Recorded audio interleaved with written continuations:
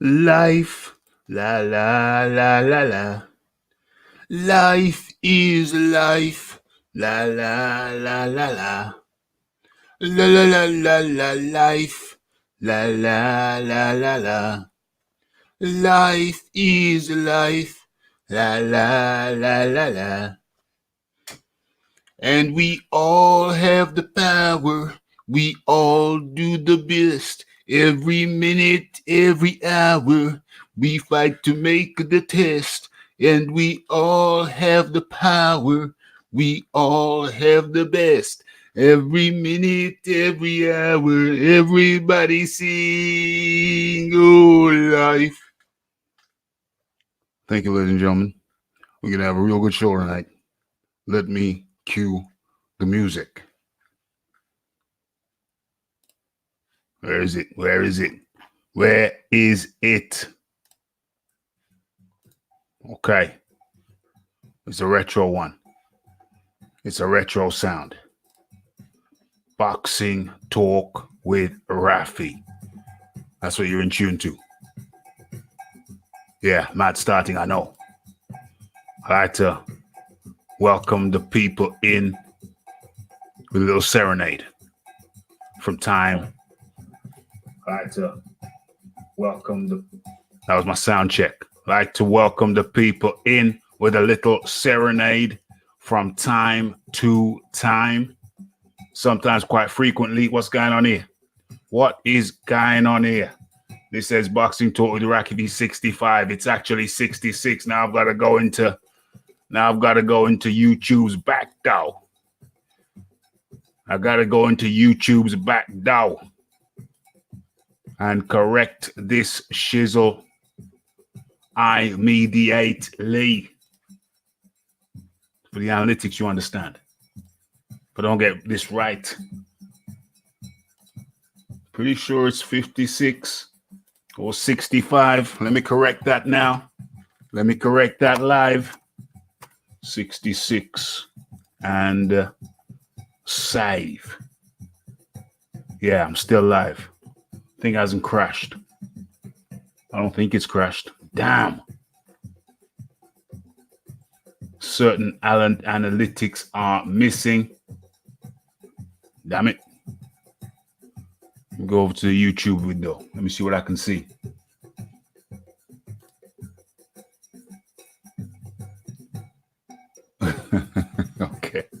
Okay. That will have to do for now. How many people got in the building? Okay.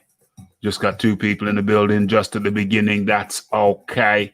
I'm going to use this opportunity to correct some of the analytics.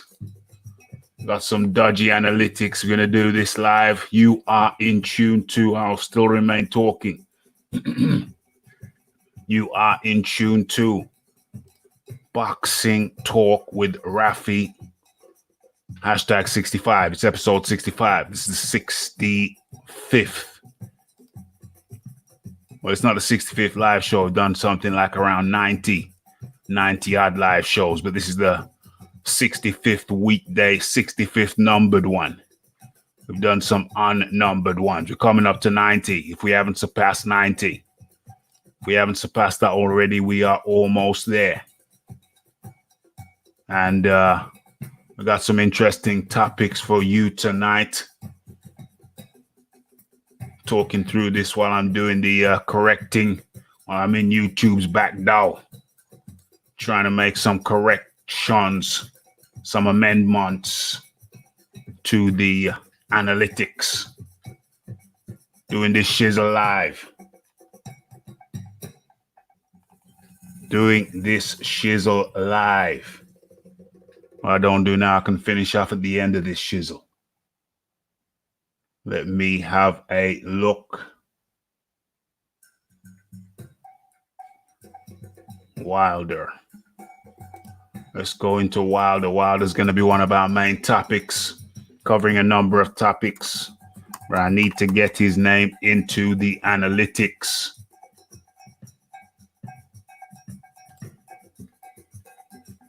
Just to begin with, make the thing visible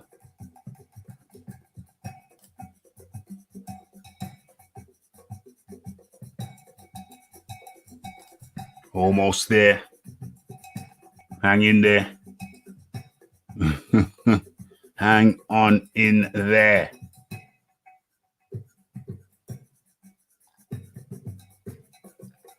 Okay. Yeah. Boom. That'll do. That'll do. Copy that. Let's get these analytics in. Okay, so it's boxing talk with Rafi 66. Okay, and we can just bump that stuff in there for the time being. Okay, right.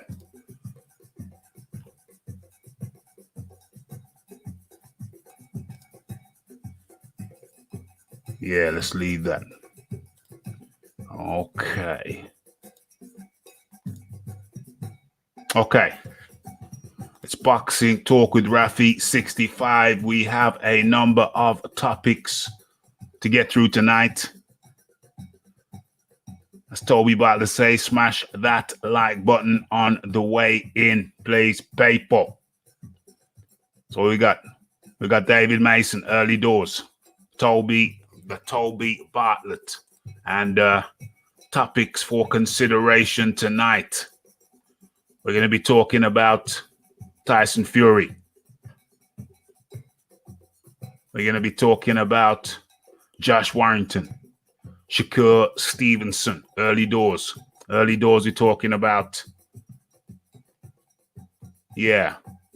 talking about Wilder also, a little bit later on. We're talking about Joseph Parker's manager and his message to Chisora.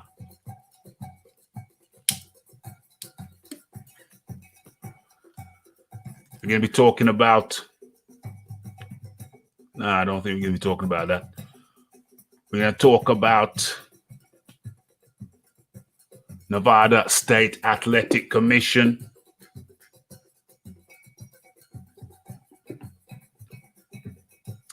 Who confront Matchroom over Chavez Jr. We're going to touch that. We're going to touch Marquez, Juan Manuel Marquez, and his view that Canelo, he only has Canelo as number 3 in the pound for pound rankings. We're going to touch that. We're going to talk about John Fury, the father of Tyson Fury. We're going to touch that.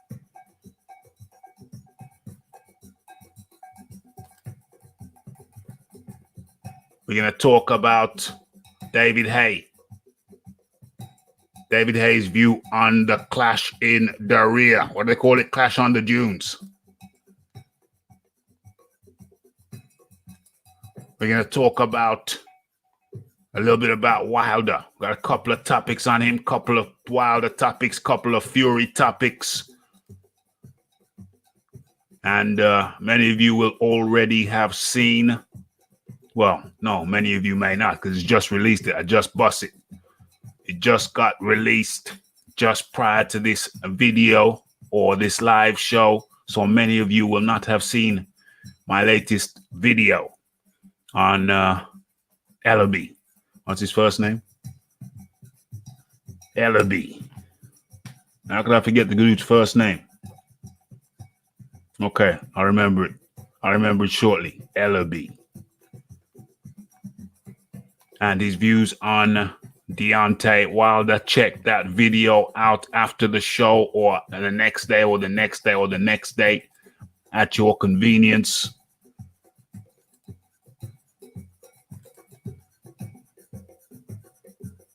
Lenard, Mayweather Promotions CEO. Leonard Ellerby's words on Deontay Wilder allegedly being on track Okay, I just got a notification that the show is live. That's good. 10 minutes late, but still better than not getting it at all.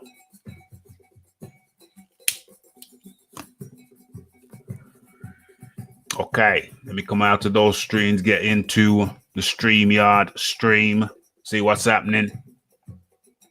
Okay, nice, steady start.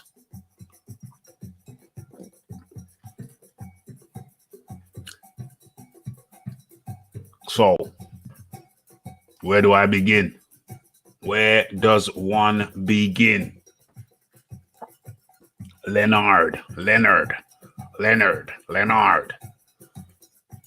Okay, this is good. So, what are we going to do right now?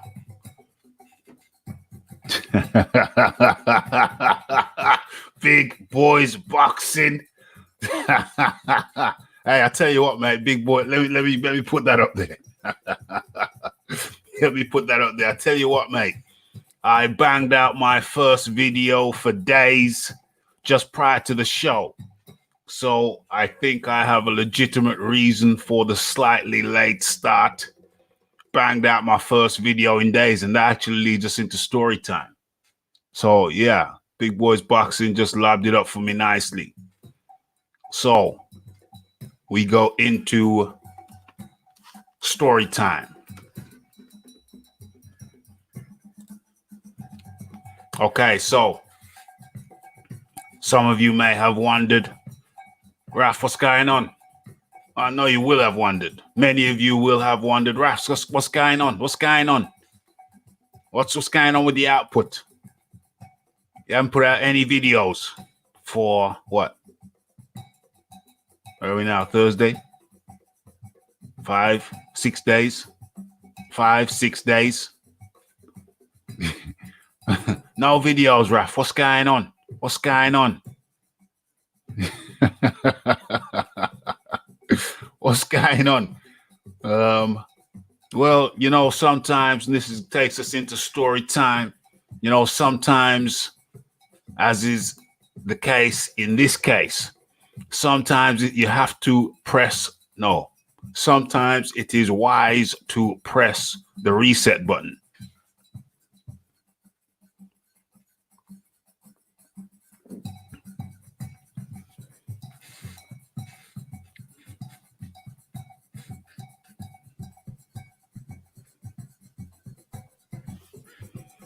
Yep, indeed. Sometimes maybe schedule them later and then for your original time. Life is more important than YT, but got to keep the subs happy. Yeah, that's true indeed. Very true indeed. Check it out, peeps this. So sometimes in life you have to press the reset button. Let me get some uplighting on this. Let me tune into my own show. Let's go. And kill the volume. Okay. So, yeah, the reset button. Sometimes it's wise to press that reset button. And that's what I did. On an instinctive level, instinctive level. I thought, you know what? Just press the reset button. So I pressed the reset button on my YouTube activities. Yeah, I gotcha. So I pressed the reset button on my YouTube activities the way I'm approaching this shizzle. And you know, sometimes when you press the reset button, it takes a while to, you know, reload. It takes a while to reload. And while the data banks were being reloaded, and I was doing the live analytics, you know, certain things came to me. Solved various riddles, various questions were answered, and certain things came to light.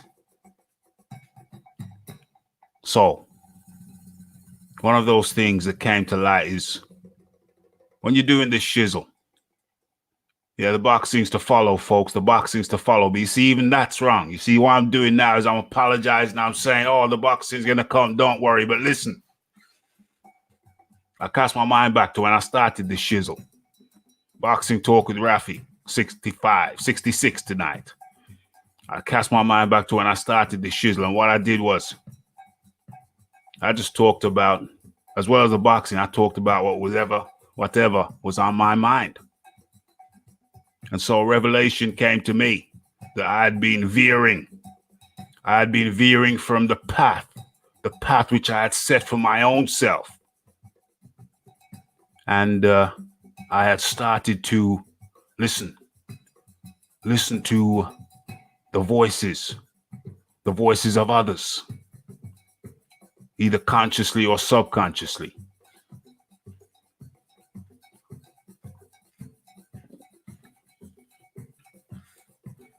And so perhaps I started to veer towards other voices of ne'er-do-wells, voices of people who don't really want the best for you, some of whom may not want the best for you. Oh, you want to do it like this. You want to do it like that. People trying to tell you how you're supposed to do your own ish. And then in the reboot phase, I realized, hold on a second. Hold on a minute. Are you listening to wayward voices? Are you subconsciously listening to the voices of ne'er-do-wells? Are you subconsciously listening to the voices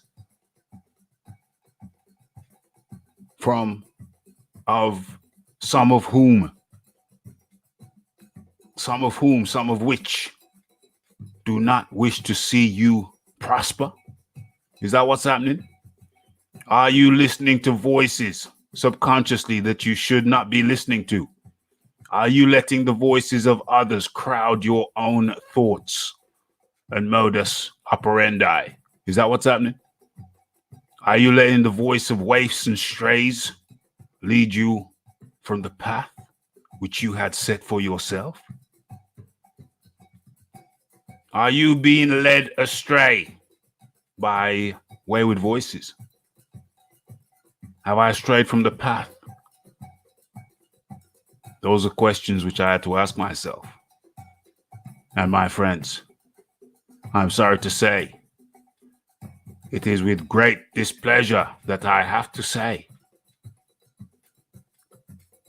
it gives me great discomfort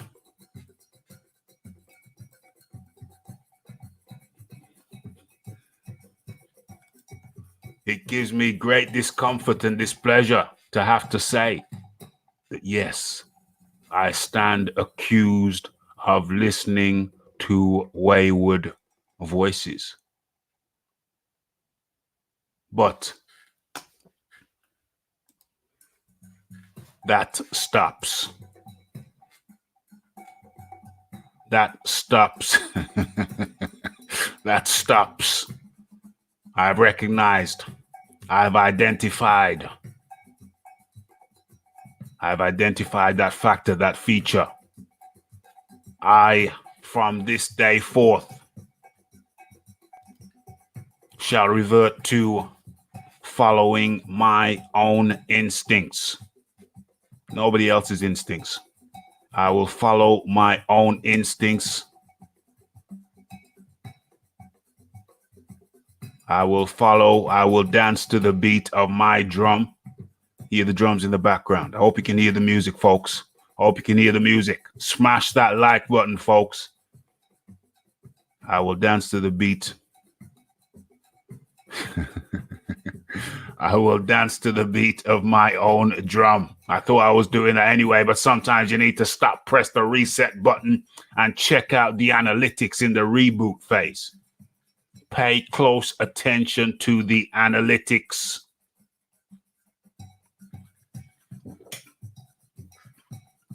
Talking about analytics.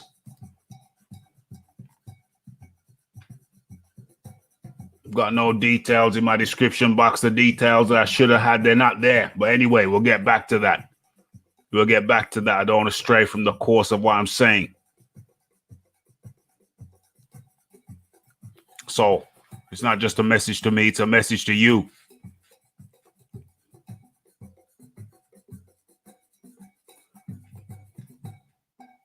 You have to make sure you're not straying from yourself unconsciously. From this day forth, I make a pledge to do this shizzle my way. And that means that if I feel like I want to start the show talking about something that isn't necessarily boxing, if I want to talk about life, I shall do so. I won't bite my tongue. Don't listen to the voices of the ne'er-do-wells. Don't listen to the voices of those who don't want to see you do well. Don't listen to the voices of those who would make them unhappy if they were to see you prosper. Beware of their voices and beware of the influence. Even though you thought you shut it out, it can seep and creep in. Why do I do this shizzle? Why do I do this shizzle? It's so that I have a body of work. It's a body of work within which I can be proud of.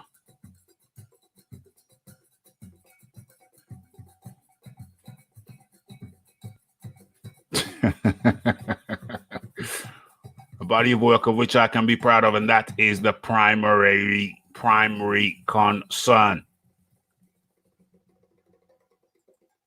And I shall stay on that path.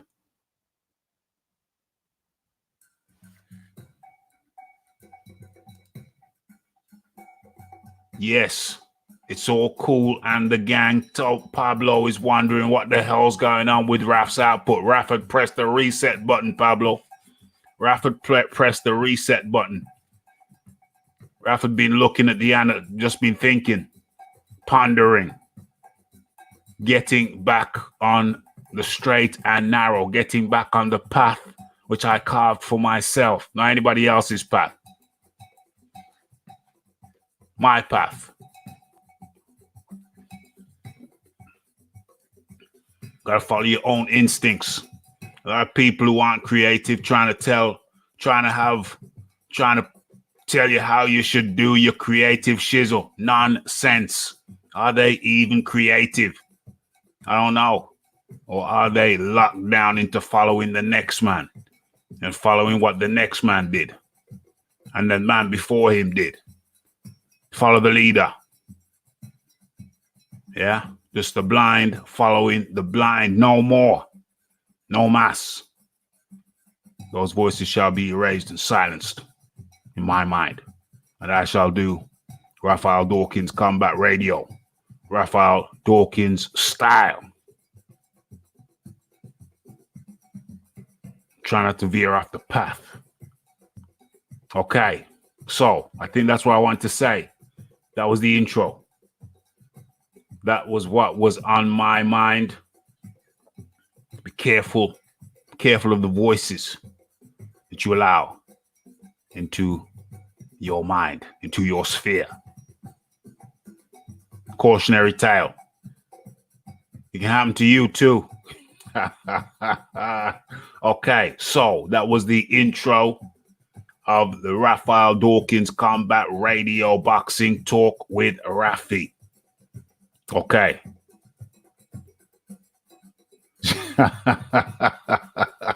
Pure Rafi. Pure and unadulterated, uncontaminated, unmixed with bulking agents. That's me, bro. That's me, ladies and gentlemen. My way. Okay. Okay, so that's what I wanted to say. And now we can move into the next phase of the show. Number of topics. And I think what I'm going to do is I'm going to write them down as we go along.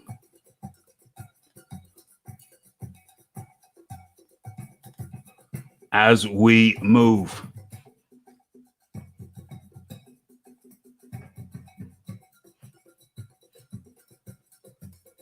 Okay, so first topic. Where are we? No, we're not going to do that. Oh, firstly, what I'm going to do is I'm going to share the invitation code. Put that in the chat. And there we have it. There is the invitation code. Pablo says, I missed the bedtime story section of the show. The bedtime stories, yeah. Yeah, the bedtime stories are good. I'll pop one in every now and then. I'll pop in a bedtime story. But that was your big story. That was your big story. Started off with the big story. Okay. Well, now we go into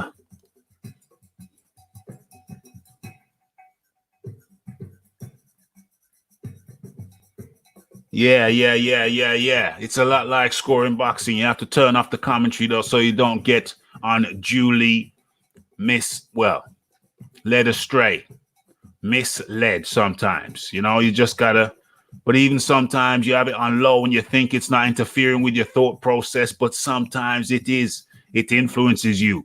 So you have to know how to shut off that sound. Even voices which you felt you had dismissed. Sometimes the words can seep in and you can lean towards go in a direction that you don't want to go into. Move away from yourself. Don't move away from yourself subconsciously, unknowingly. Okay, now we go into the boxing. What have we here? I should be sharing.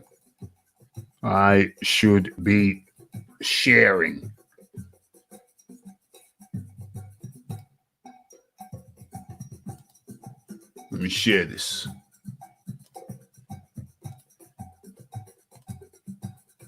Nope. Yeah, there we are.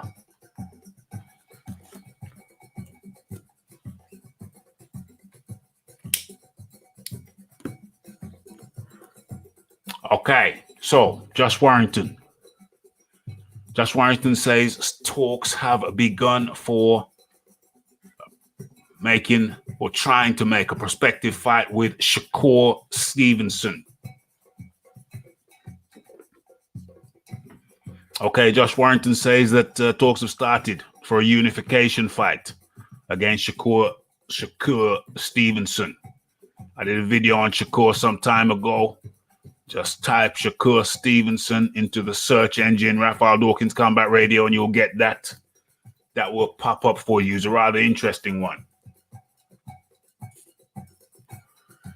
Did a follow-up video which didn't save somehow. Never really got around to redoing that one. But anyway, I may do some day. So he says, against Shakur Stevenson, even though his preference for his next fight would see him face Gary Russell Jr.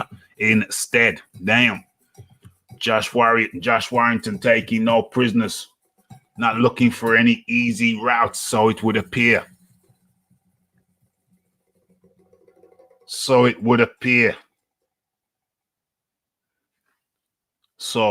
what happens? Where are we? Yeah. Stevenson, 22.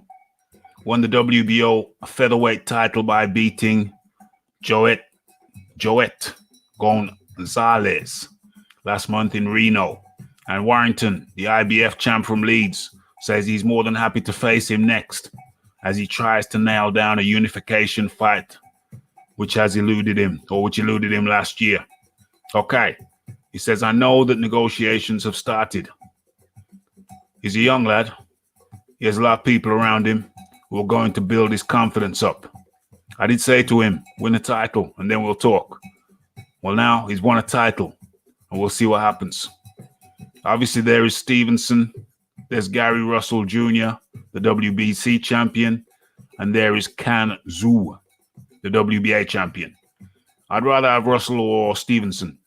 I want the toughest fights, says Josh Warrington. If I could have my way, and if it never goes my way, if I could have my way, whatever, I'd have Gary Russell next, because I believe his inactivity might force him to move up. Then Shakur, because he's just a young whippersnapper. Then we go from there. Gary Russell Jr., 31, has only boxed one in each of the past 5 years. Once, Gary Russell, 31, listen to this, has only boxed once in each of the past 5 years. Damn. 5 fights in 5 years? Jeez. But Stevenson has shown greater desire to move up quickly. At 28, Warrington is in search for big fights. After winning the IBF title from Lee Selby and making a successful first defense against Carl Frampton in 2018, he had to be content with wins over Kid Galahad, his mandatory contender, and Takouch, Sofiane Takouch. He also realizes that now might be the best time to get Stevenson while he lacks big fight experience. He's a safety-first kind of fighter. He's always on the back foot. He still has a lot of his amateur fighting fundamentals. I've seen him fight a few times, and some of the guys he fights are just tough guys who walk forward, straight lines. They're tailor-made for him. They make him look absolutely fantastic. Now, don't get me wrong. He can probably do stuff I can't do, but I'm experienced at this level, and I've experienced tough 12-rounders. I can do it at different paces, and I can go forward without doing it in straight lines.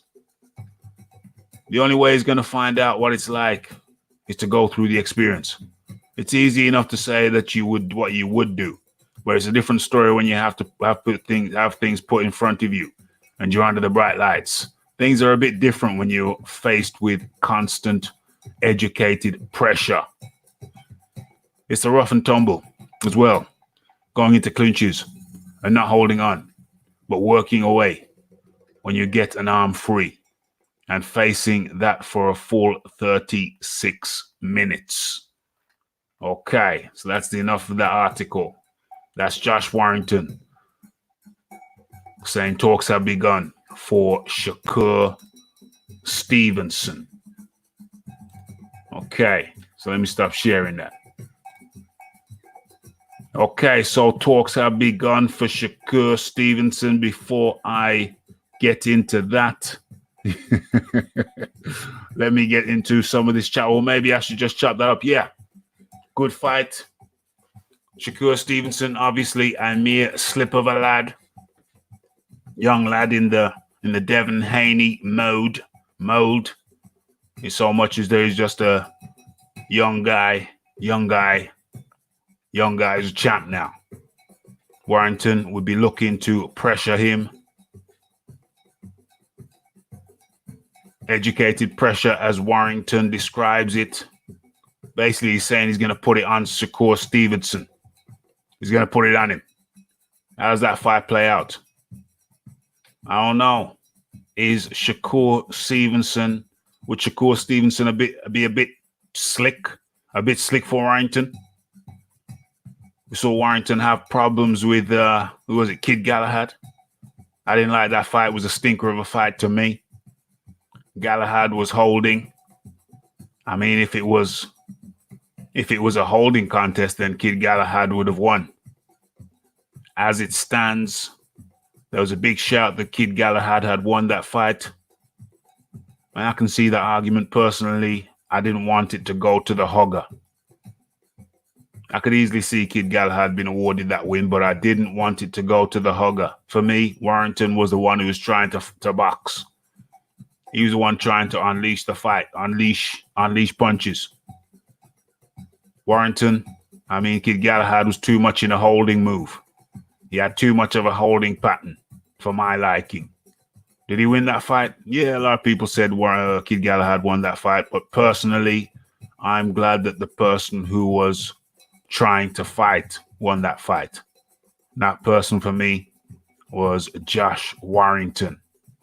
How do I think he would play out against him, or him versus Shakur Stevenson? I think Warrington will put up a very tough effort, valiant effort, bulldog effort.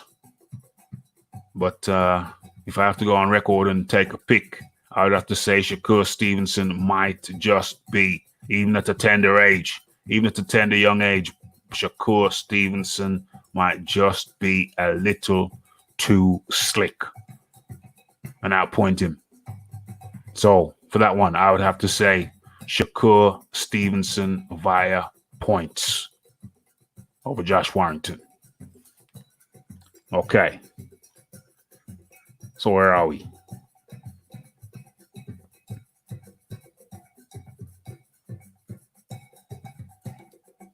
I'm going to come to that one in a second. I have your say in the chat. Who is your pick? Some of these boxing channels are full of... Yes, I cannot dispute that. Yeah, can't dispute that whatsoever.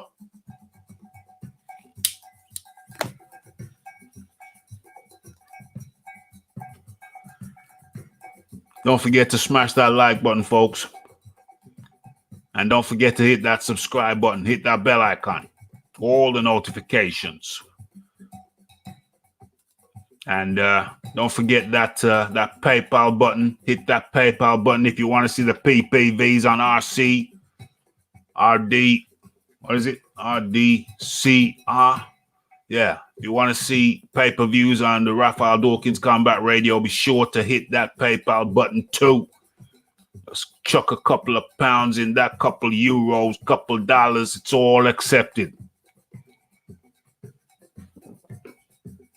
If you want to see pay-per-views, PPV on RDCR. Okay. Keep those donations coming. Much appreciated. Toby Bartlett said my girlfriend got the hang of it.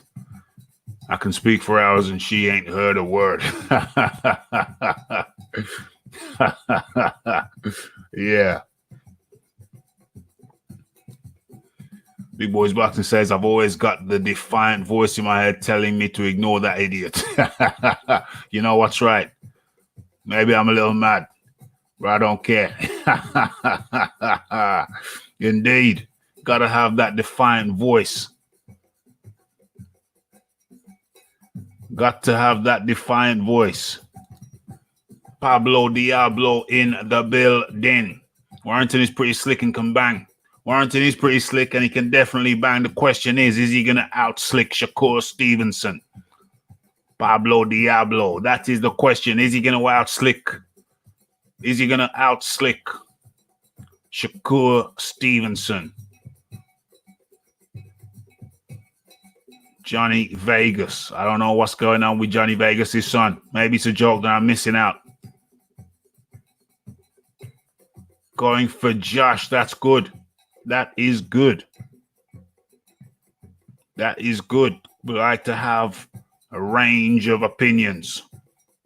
Stephen, for me, looks too slick for Warrington. That's what I'm saying. Big Boys Boxing saying, Big Boys Boxing saying that I see some channels are saying because Ortiz pointed out the illegal punches while the throws that Ortiz is making excuses for his first time around. Well, I think Ortiz is saying what he's saying. I think Ortiz is saying what he's saying to bring that to the referee's attention. Bring to the referee's attention so he pays attention to it next time around or this time around. I think Ortiz just wants a fair boxing match, not a street fight. Says Big Boys Boxing. Yes, I concur. Ortiz just simply wants to point out the illegal blows for the referee so the referee pays attention to it this time around. And I think that's perfectly sensible and perfectly legitimate. Perfectly sensible and perfectly legitimate that he does so.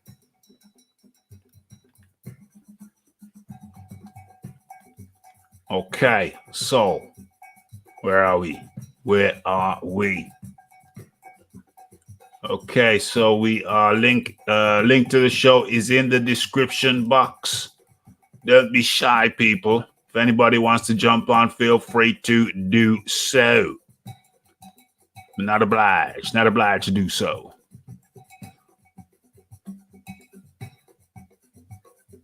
Okay, where are we going next?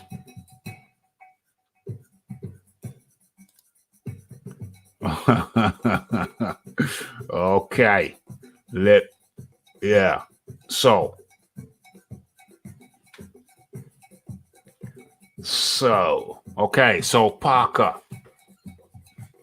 Parker's manager says, or Parker's manager, David Higgins, manager of former WBO heavyweight champion Joseph Parker, has frowned at Derek Chisora's ongoing pursuit of former undisputed cruiserweight world champion Alexander Usyk. Parker and Chisora were scheduled, as we all know by now, to fight a few weeks ago, but the contest got called off after Parker withdrew with illness, which came from a suspected spider bite. Chisora instead faced Olympic bronze medal winner David Price, with Chisora winning the fight via stoppage. Or was that the fourth round or the fifth round? I think it was fourth round. I could be wrong. Chisora has not been talking about Parker as of late. The British vet is trying to close down a fight with Alexander Usyk. Higgins believes Chisora's manager David Hay is steering him in the other direction. Don't play games with Chisora's head. Don't play games for 2 years with the British public. Don't play games with Eddie Hearn, who's always done right by everyone. Stick to your word, both of you, and give the fans what they want, Higgins told Sky Sports. Stop running away. Hold on. Let me do something live. Let me do this live. Where are we? Let me do this live. Let's bring David Higgins up. Where's my keyboard?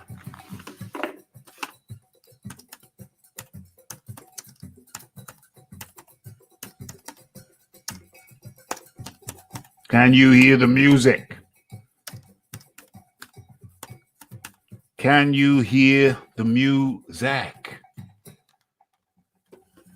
Okay. Here we have him.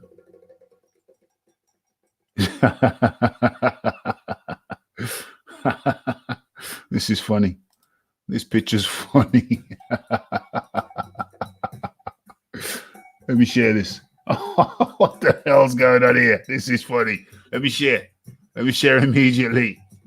Oh, Big Boys Boxing is in the building. How you doing, Big Boys? Not too bad, brother. And yourself? I'm doing very well, my friend. I've pressed the reset button. Yep. Really go again, huh? I'm ready, Eddie. Okay, so awesome. I will continue. I think you can see this. I will continue with the story. Sharing the damn screen. Yeah, so let's stop sharing. As you see there, I don't know what the hell's going on here. Let's bring that picture up. No, let's open that. Open in a new tab. That's 1 and 2.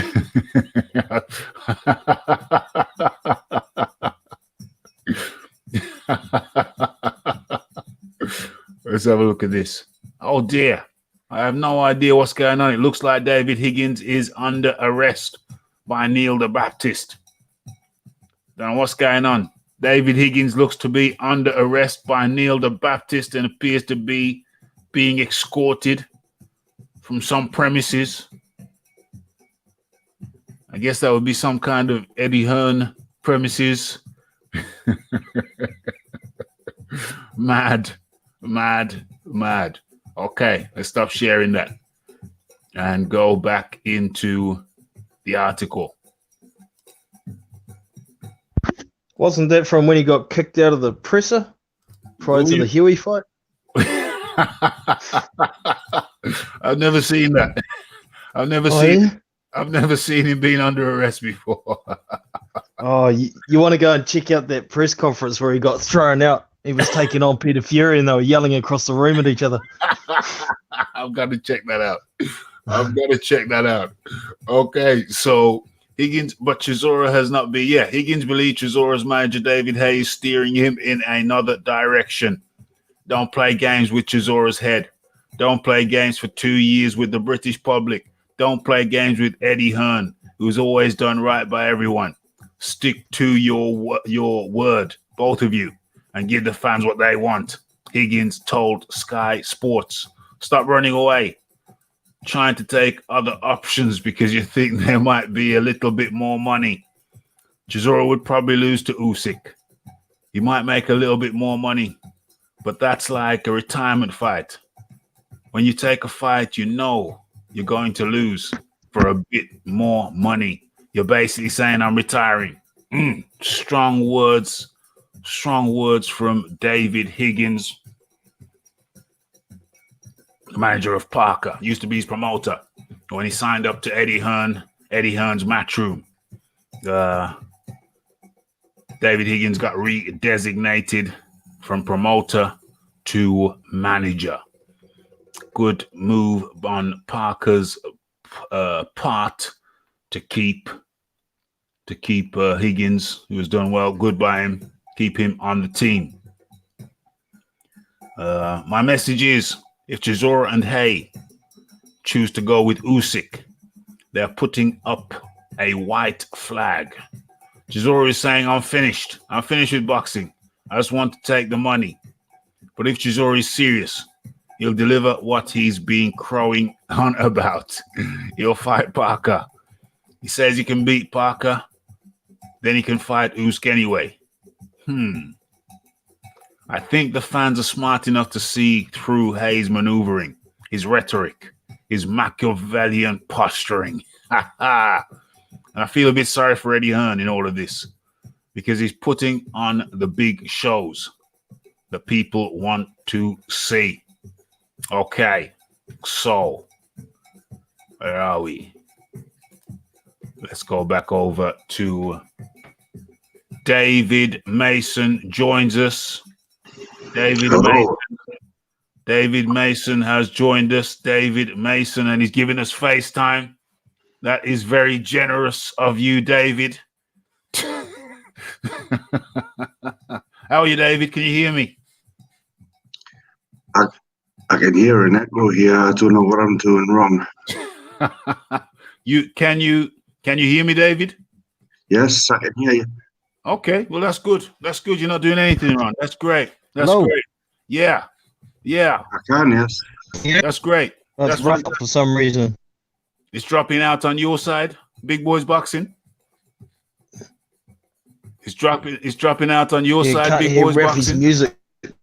So echo streams. I don't know how to get rid of the echo. Okay, Big Boys Boxing. What did you just say? Your connection must be dropping in and out. Oh, that's not good. That's not good. But anyway, we're gonna persevere. David Mason, I can hear you. You can hear us?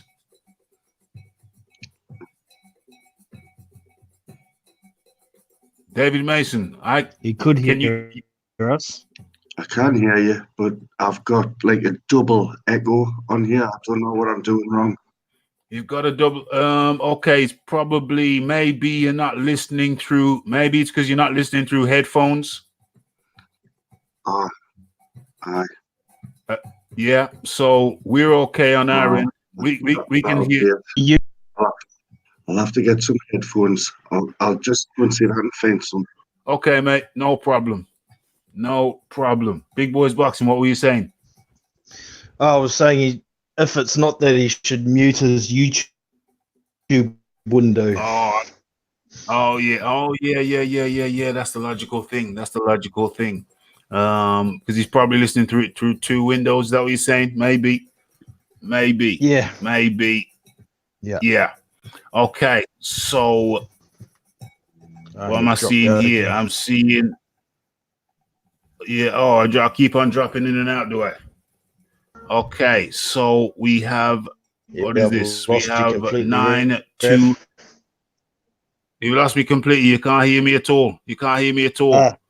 Got you now. Well, I'll just keep. Might be better when you turn your camera off. Usually stutter. Camera. So the camera's off now. So I don't know if you can hear me better. I don't know if you can hear me better with the clear as a bell. Okay, clear as a bell. Maybe it's because I've got too many windows open. I don't know. Maybe that's a factor. So I'll go ahead and close some windows shortly. But in the meantime, we welcome in 92 AKU in the building. What else we got? What's going on? Mix and blend is good. Yeah, the drums haven't heard them for ages. Yeah, we got the drums in. We got the drums back. Okay, so we're looking at the words of David Higgins. He's not happy with Chisora. Says Chisora should give the people what they want. But ironically, and I hear him, he's petitioning on behalf of his fighter. The fighter he manages, Joseph Parker. And so obviously he wants to get that fight. But on the Chisora side, I think it's only natural that he's going to want to try and get the biggest fight that he can get. And right at the moment, I think the Parker fight is a bigger fight. No, sorry. I think the Usyk fight is a bigger fight than the Parker fight. Big boy boxing. What say you? Yeah, David Higgins is in damage control mode here, big time. That's the only fight on the possible horizon for Joseph Parker at the moment. Yeah. And he wants that fight, but Derek Chisora, of course he'd want that mandatory position that Alexander Usyk holds. So it's up for grabs if he gets that fight. So I can't blame Chisora. No. And as for him talking about David Haye and his word, geez, anything over the years if he's going to take David Haye on his word. That dude's a snake. David Haye. David Haye. But he's doing his job, isn't he? Yeah. David Haye has been known to change his mind from time to time. I think that's on public record. However, how Big Boys Boxing just said, you're going to want to do what's best for your client. I mean, they did have a fight scheduled with Joseph Parker. The papers were signed. The contracts were signed. The ink was dry. And Joseph Parker dropped out due to injury via spider. Now, is it legitimate? Is it fair for Derek Chisora then to opt for a bigger fish if a bigger fish presents itself? I think it's legit.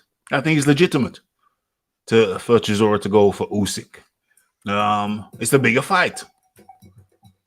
Big Boys Boxing. Yep, I totally agree. Hayes doing his job. It's a bigger fight for Chisora. And David Higgins is in damage control. But if I was David Higgins, I wouldn't be trying to get at Chisora and Haye. I'd be hitting up Eddie Hearn. Look here, sir. We've signed to a 3-fight deal with you, and you've only got us one crap fight this year. Sort it out. Yeah. We'll bet against Lapu. Alex Leapai. Leapai.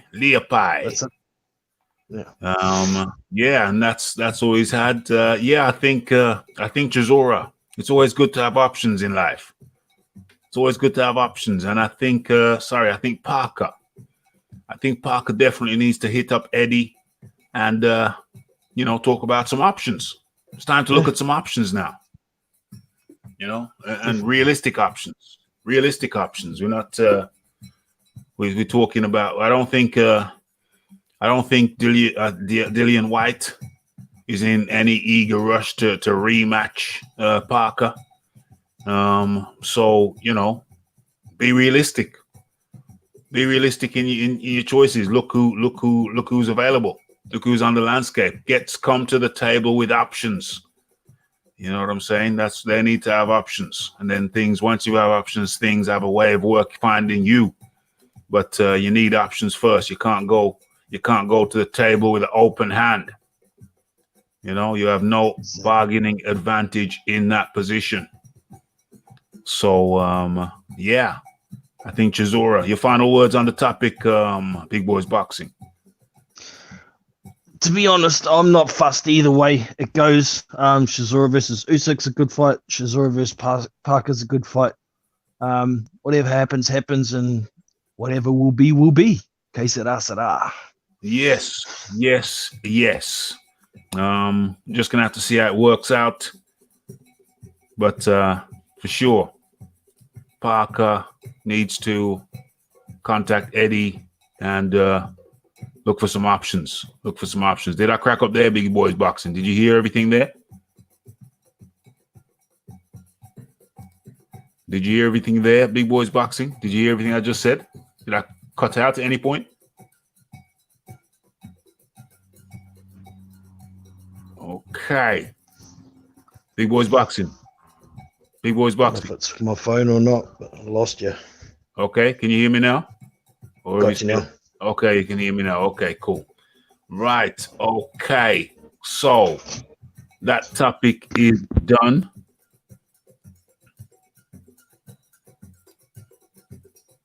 Eddie should go with Parker. He's younger and signed to Matchroom. Eddie should go with Parker. Yeah, that's one option for sure.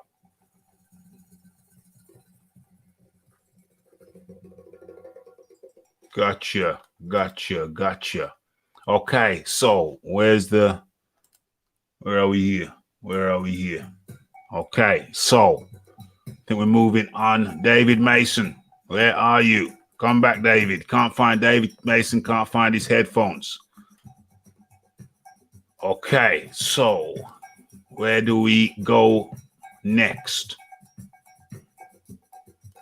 Okay. Oh, yeah. This is an interesting one. Okay. So, I wonder if... Yeah, so Frank Warren today revealed details of Queensbury Promotions bumper fight before Christmas. Yeah, what's it called? The Fight Before Christmas show at London's Copper Box Arena on Saturday, December 21st. Okay, so the world's #1 heavyweight prospect, Daniel Dubois, tops the bill when he defends his WBO international heavyweight title against Kayotaro Fujimoto from Japan. Okay, the WBC silver belt will also be on the line, giving Dubois an opportunity to win his 9th professional title in 14 professional fights. Dubois has already captured the WBC Youth Southern Area English, WBO European, WBO Global, British, WBO International, and Commonwealth titles, but faces a hard night against the world-ranked Japanese star. Okay, so that's Daniel Dubois to face Kayotaro Fujimoto on December the 21st. Let me just share that picture with you of December. Let me share that picture. Share. Where is he?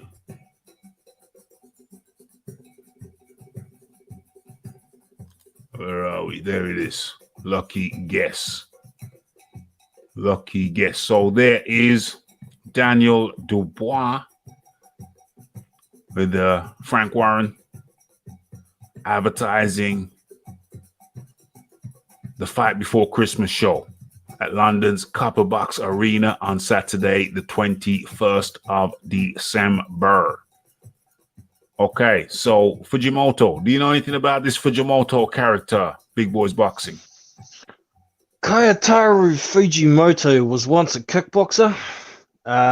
He's been hanging around the rankings. Many of you may have seen him pop in and out of the rankings here and there a few times over the last sort of 5 or 6 years. Mm-hmm. But he's been very selective about who he fights. If you check out his record, you won't see pretty much any names you recognize on that resume. Yeah, I did that. Besides a few journeymen. Yeah. The one guy who did beat him, Solomon Himono, is a retired rugby league player from Australia. He's not even a real boxer. Damn. And he knocked him out cold. I mean, wow. Fujimoto did get up after he got knocked down, but he was stumbling around looking for the exit. He didn't know where the hell he was. Oh, dear. Oh, dear. But I'm also going to tell everybody, don't hold your breath on this guy actually making it to the ring. He's been signed to fight fighters before and pulled out. Damn. Decided better of it. So at the moment, he's in the rankings because he's holding the WBO Asia Pacific belt, I think it is. Okay. So if Daniel Dubois picks that belt up as well, which will be on the line, it will improve his WBO ranking as well. He's currently number 6, I think. So that's going to push him right up towards a potential final eliminator, or possibly even a fight for a vacant belt if it goes that way against Usyk. Damn. So there's lots of things that could happen here for Dubois. But the fight itself, Dubois is going to knock him out within 3 rounds easily. This dude ain't got a chance in hell. Yeah, because I read that it said in the article, a tough fight for Dubois. So I immediately went over to Fujimoto. What's his name? Where is he? Fujimoto. Yeah, immediately went over to his box rec, to his record. And like you say, there is just nobody on his record for them to say a tough fight. I can't see it myself. Can't see it. I think Fujimoto is going to get that work if he makes it to the ring.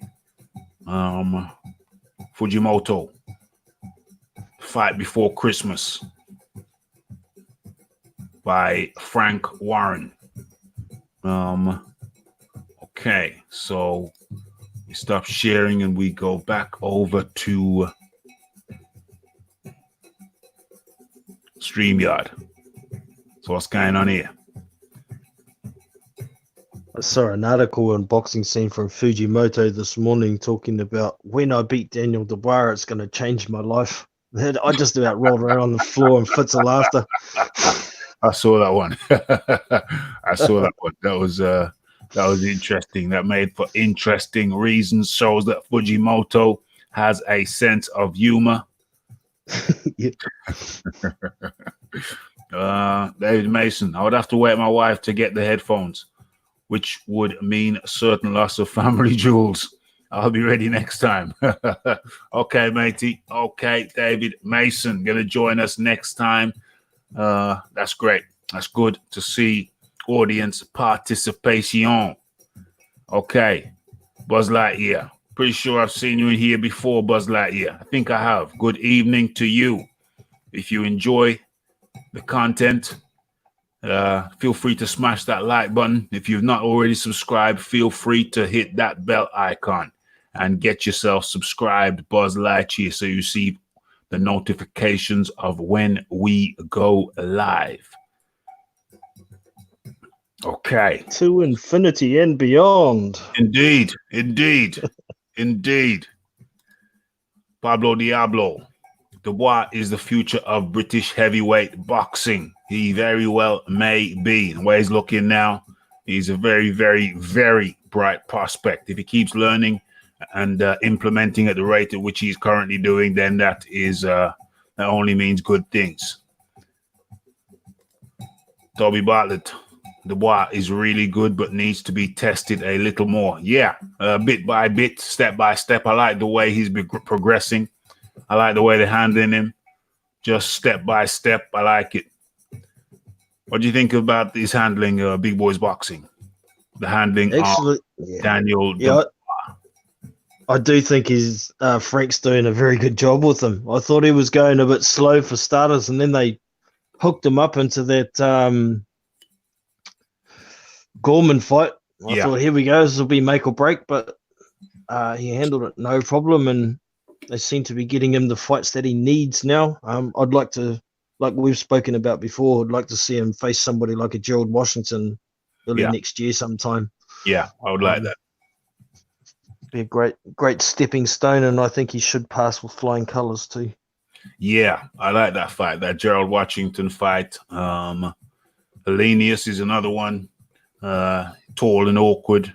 I think Elenius is in the 6'5", 6'6" range, tall and awkward. But even Gerald Washington's quite tall. I think I recall seeing him at 6'5". He's 6'6". Elenius is 6'7". Damn. So there's some big boys right there. I'd like to see him against both of those guys because Elenius is so awkward. So that would be a nice test for him just to go in there with someone so awkward. That's Elenius.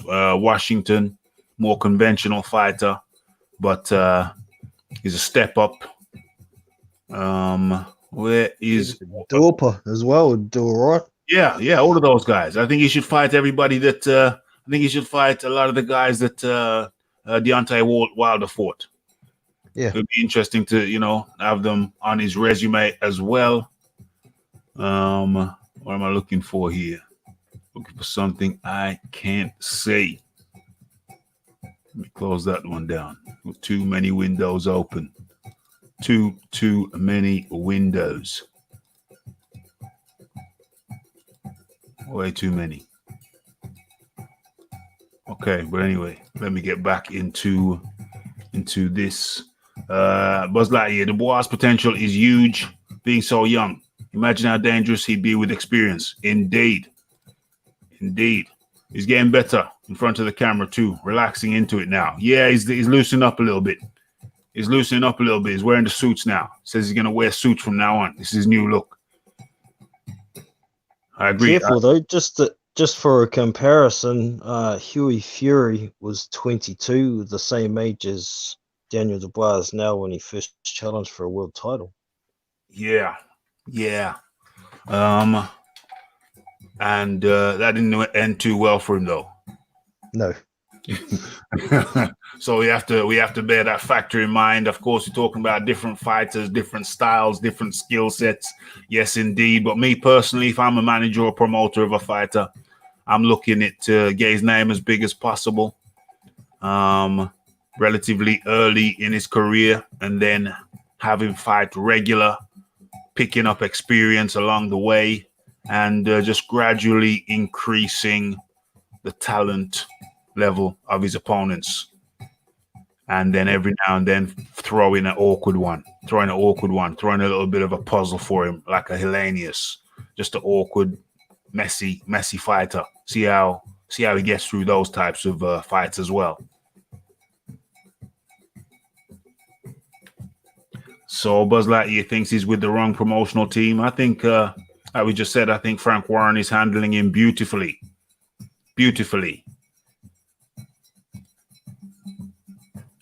Smashing the like button. Very good indeed.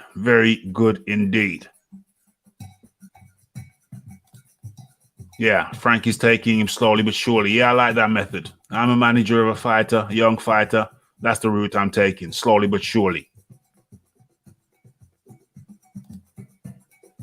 I think it's the correct way to do it, considering he doesn't really have an amateur pedigree, so he didn't have a lot of experience. He's been learning on the job. Indeed he has. Yeah, that's a consideration as well. That's a factor at play for sure. Yeah, I think Frank is doing a marvelous job with him. Yeah. It is indeed the like, the subscribe, the comment, and the share, and the hitting that bell icon. 100%.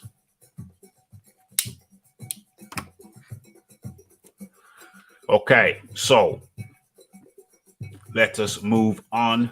We've covered that topic. The topic of Dubois versus Fujimoto. Okay, so where are we now? Where are we going next? Oh yeah, I think there's a second part to that. I think there was a second part to that.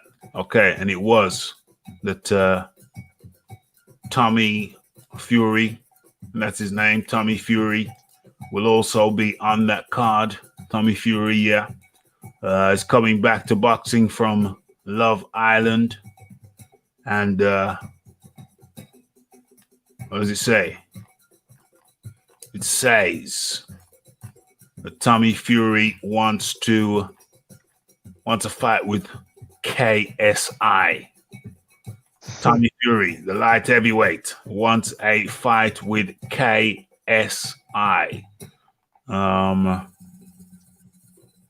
What does it say? Tommy Fury wants to fight KSI. Okay, so my take on that. My take on Tommy Fury wanting KSI. Share the pics.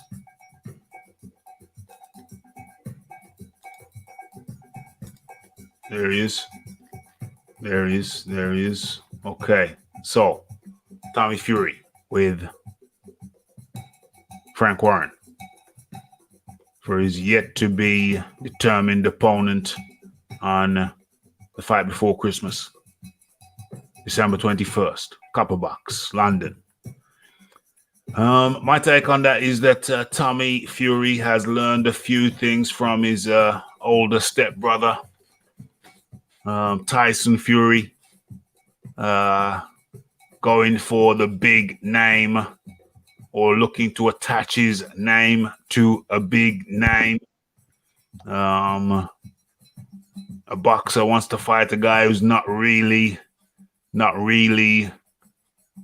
well, I suppose he's a professional boxer, but, more of a celebrity boxer.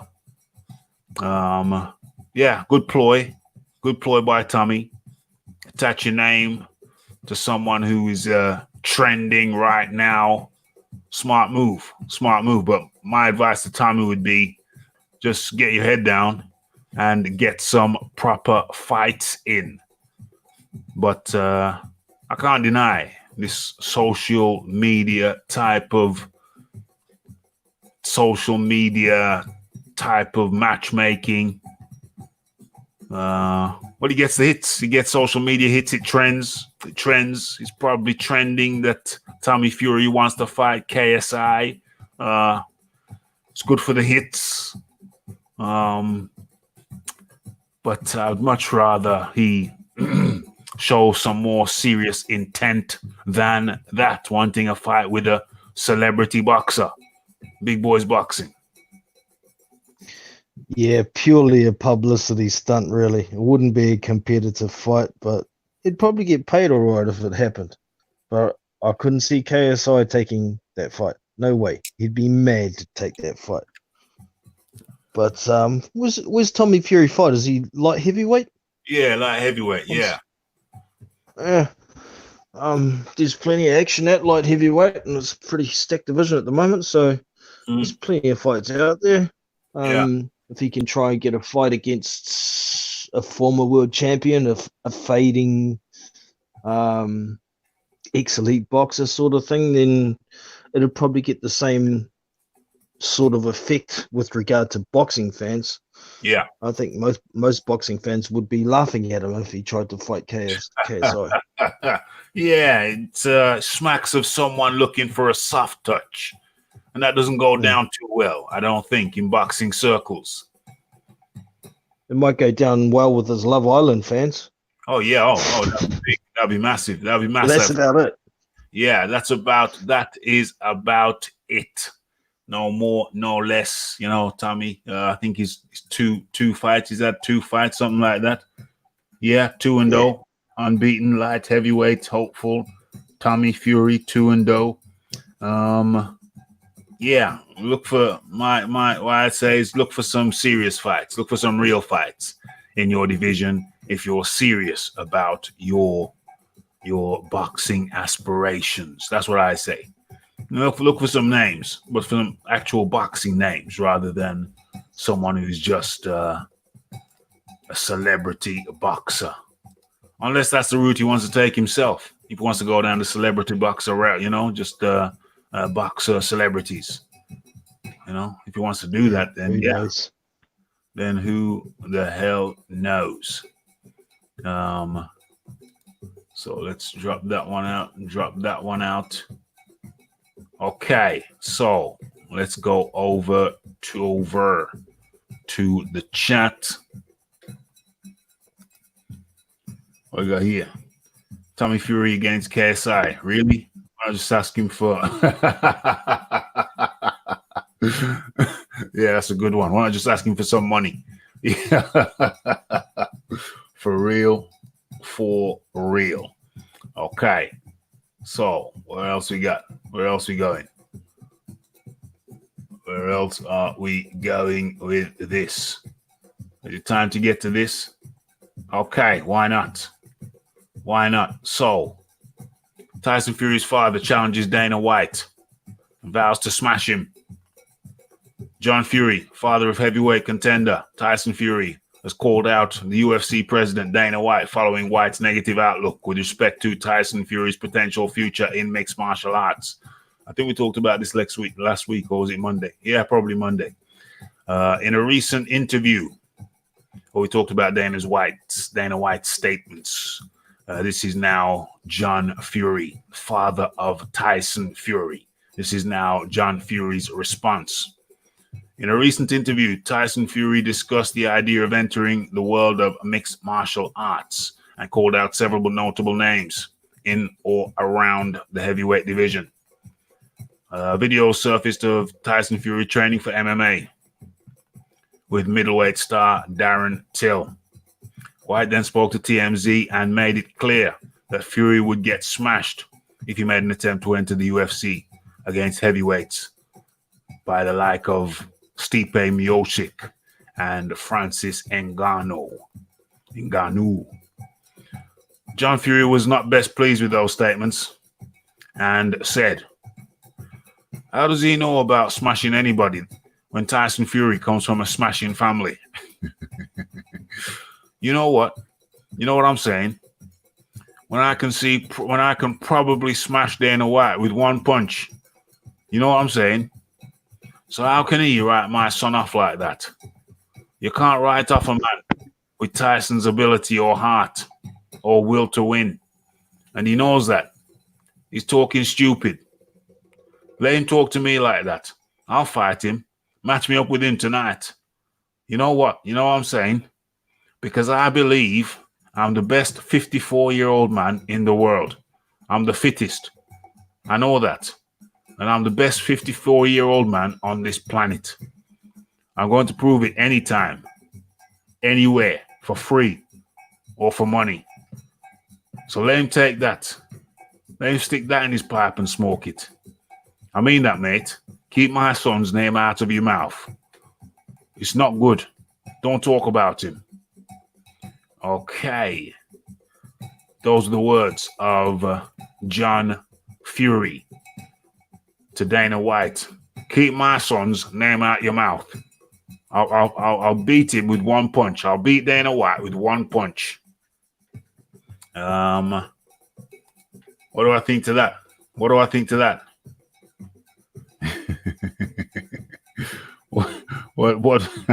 What do I think to that? Well, as for John Fury being the fittest 54-year-old man, 54-year-old man on the planet, I don't know. Is John Fury in training? Is he in training camp right now? Is he the fittest or the fattest? Is Tyson Fury? Is John Fury in training camp right now? You know what I'm saying? I mean, I don't know, John. I mean, I admire your confidence, mate. I admire your confidence, but I don't know. I really don't know. Have you been running? Have you been skipping? Been doing any cardio? I don't know, John. You look like a strong man. You know, you look like a strong man. But fitness is not just about strength, John. It's not about strength. And no eye gouging, John. No eye gouging. How are they going to sanction you'll have to have your thumbs taped up, John.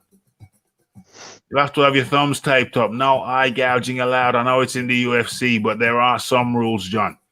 There are some rules. What else did he say? He said the fittest. He'll beat Dana White with one punch. Well, I think Dana White was a boxercise instructor or something. He ran a gym. He ran a boxing gym. Did he have a couple of amateur fights, something of that? I don't know about this one punch thing. I don't know. I don't know where my money would go on. Who's your money going on, Big Boys Boxing? Where's your money going on this fight? I think it'd probably have to go on John, but that's only because Dana White's well out of shape now. He doesn't do nothing now. He's too rich to worry about looking good. Yeah. I think he's pretty old too, Dana White. He's like 55 or getting close to 60, isn't he? I reckon Dana White's probably younger than John by a year or two. Okay. Yeah. By a year or two. He's not. I'd like to see the fight though. That'd be awesome. Yeah, I'd watch that. I'd stream that fight. No worries. Like I say, John Fury would have to be informed. No eye gouging this time around. No eye gouging, John. Did you know that he went to prison for gouging out a man's eye? It was attempted murder, apparently, wasn't it? Damn. I found an obscure article on the actual the witness's statement. It was made for very, very interesting reading. Has to be mentioned though, John Fury has served his time. He has paid. What did it say? He has paid his dues to society. He did go away. He was locked up at Her Majesty's pleasure, as they say, Her Majesty's pleasure. And served his time, as a consequence of which he can't fly out to see his son fight abroad anymore. Couldn't go to Germany, and he can't go to the US of A. Yeah, so if there was a Dana White fight, it'd have to be in the UK, wouldn't it? That is a good observation. The fight would have to be on UK soil. So I don't know how Dana White would feel about that. If he feels similarly to Andy the Punch Ruiz, then the fight might end up in Saudi. Toby Bartlett says here too, hasn't Dana White got some kind of heart trouble? So not likely it's going to happen. He hasn't got any heart trouble that I'm aware of, Toby. I know he had tetanus, something called tetanus, which is something to do with the eardrum. And he got beat up by some of Whitey Bulger's gangsters back in the day when he was running his boxing gym. And he got so severely beat that he's suffered bouts of tetanus since then, ever since then. However, recently, if my memory serves me well, he had an operation, some new advanced operation, and if my memory serves me correctly, his tetanus is now cured. Don't know anything about any heart trouble, not to the best of my knowledge. It was tetanus, the eardrum. Unless the heart thing's a recent development. Top impression, Clash of the Titans. Jay Fury versus Dana White. Thank you. I'm getting a lot of compliments for my northern impressions. I'm working on it. Raphael, you sound like you're from West Yorkshire. Well, it's nice to know that I could pass if I ever choose to relocate. You know, West Yorkshire, it would be a spot. But yeah, I was thinking about that. Nigel Benn's 54. Is John Fury as fit as Nigel Benn? Hell no. I would hazard to say no. I would hazard to say get them jogging. Get them on a half an hour jog and finish off with half an hour of sprinting. I don't think John Fury would fare too well. You know, I don't think he'd fare too well. John Fury, always ready. Anytime, any place, anywhere, any rules.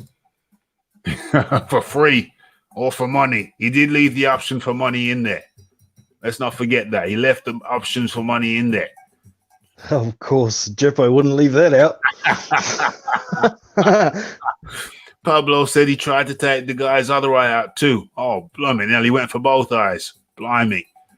And the worst of it is that according to the witness, pardon the pun, the witness eye statement, please pardon the pun, apparently the grudge stemmed from the last bottle of beer at a barbecue.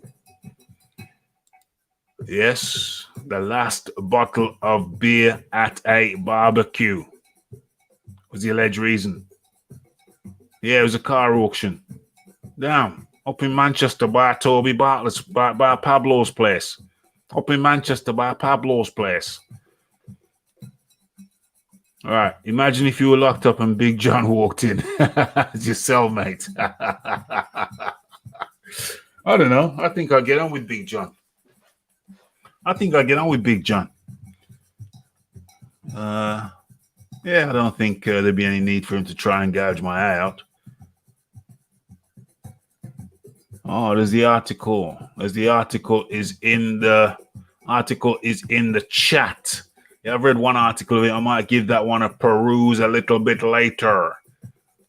Okay. So, we're going into our last topic, I think.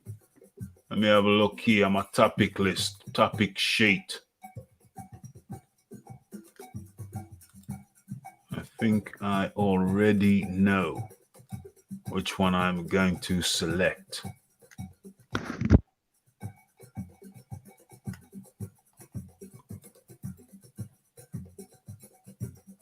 Wilder, Ortiz, BBC. No, I could do that one. Wilder on track to take over the heavyweight division. I could do that one. Smartest move Wilder made was turning down the zone offer. That's the one we're gonna go with. Our last topic of the evening. Yeah. Okay. So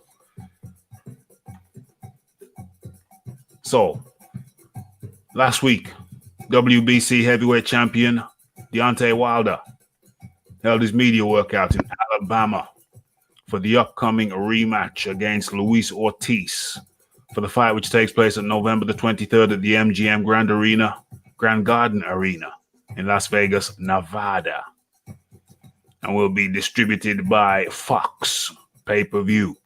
Okay, so Mayweather Promotions CEO Leonard Ellerby, whose company will be co-promoting the fight. Okay, Mayweather Promotions. Okay, that's interesting because they work a lot with Al Heyman. I thought Ellerby was working kind of with Heyman.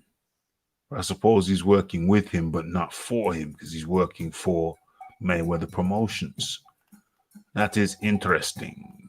Mayweather Promotions often get overlooked, but they're they've got a big finger in this pie. Okay, so Mayweather Promotion CEO Leonard Ellerby, whose company will be co-promoting the fight, was also in attendance for the training session. Earlier in the year, the zone executive chairman John Skipper made a run at signing Wilder to a lucrative 4-fight deal worth a reported $120 million.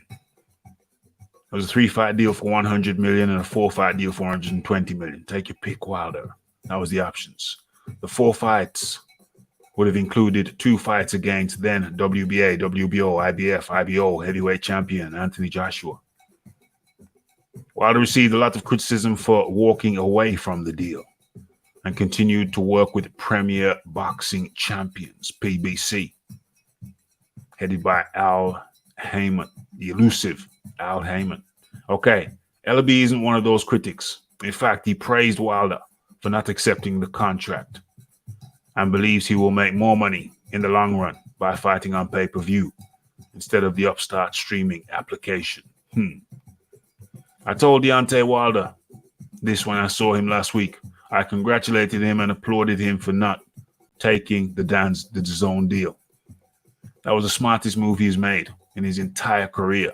Ellerby told Boxing Scene he would have had a ceiling on the success that he could have had on the events. There would have been a ceiling there on what he could make. Interesting. Wilder stopped Ortiz in the 10th round of their encounter, which took place in March 2018. If he's victorious in the rematch, Ellerby believes that the sky is the limit in regards to his earning potential. A rematch against lineal champion Tyson Fury is penciled in for the 22nd of February. And the fight against Andy Ruiz or Anthony Joshua rematch winner could be in the future for Wilder if he continues to win. Both fights generate large sums of money for the 34-year-old. He's in the driver's seat. He's in the driver's seat, is he? He put the onus on himself. Oh, this is what Ellerby's saying. The onus on himself, and he's betting on himself. You can never go wrong with that because you put it in your hands and in your control, Ellerby stated. Okay, first thing I want to say about that. First thing I want to say about that expression, he's betting on himself. In recent times, you see, Wilder has adopted that moniker. He's betting on himself. But the first time in recent times that I heard that expression being commonly used about a fighter, it was actually, drum roll, it was actually Dillian Whyte. Dillian Whyte was a fighter that people put that moniker on. He's betting on himself. But as enough of the first time, Deontay Wilder has stolen that moniker of he's betting on himself. Go back into the articles. That term was more commonly used for Dillian Whyte. But yeah, a little bit of a lifting there. I think it's certain journalists, certain YouTubers saw that moniker and they adopted it, lifted it, stole it, and put that moniker on Deontay Wilder. Dillian Whyte's moniker. They put that on Deontay Wilder. So I'm just putting it out there. That's one of the things they've done, which has slipped under the radar. It has not slipped under my radar. Betting on himself, the moniker betting on himself was first used for Dillian Whyte. Okay, and as for Wilder making a smart decision in not putting not going with the DAZN offer. The DAZN offer, which Leonard Ellerby says would put a ceiling on Wilder's earning potential. That is true. That is true. It would put a ceiling on it. But then you have to make the calculation, well, how much have you been earning? How much have you been earning in the past? And what are your projected earnings in the next 4 fights in the future?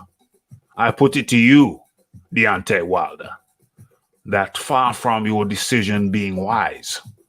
I put it to you, Deontay Wilder, that your decision was hasty and imprudent. Now, the counter argument is that only time will tell. Only time will tell. But when we look at the projections, when we look at how much you're earning, when we look at the patterns of your behavior, patterns of conduct, it seems very clear that you have shied away, Deontay Wilder. You have shied away from facing the toughest men out there. I think your sidestepping of the best has been very well documented, Deontay Wilder. So I have serious doubts that you would even want to step in there with the best. I have serious doubts that you even want to step in there with the Dillian White. I have serious doubts that you even want to step in there with an Anthony Joshua pre-knockout, post-knockout. We don't know.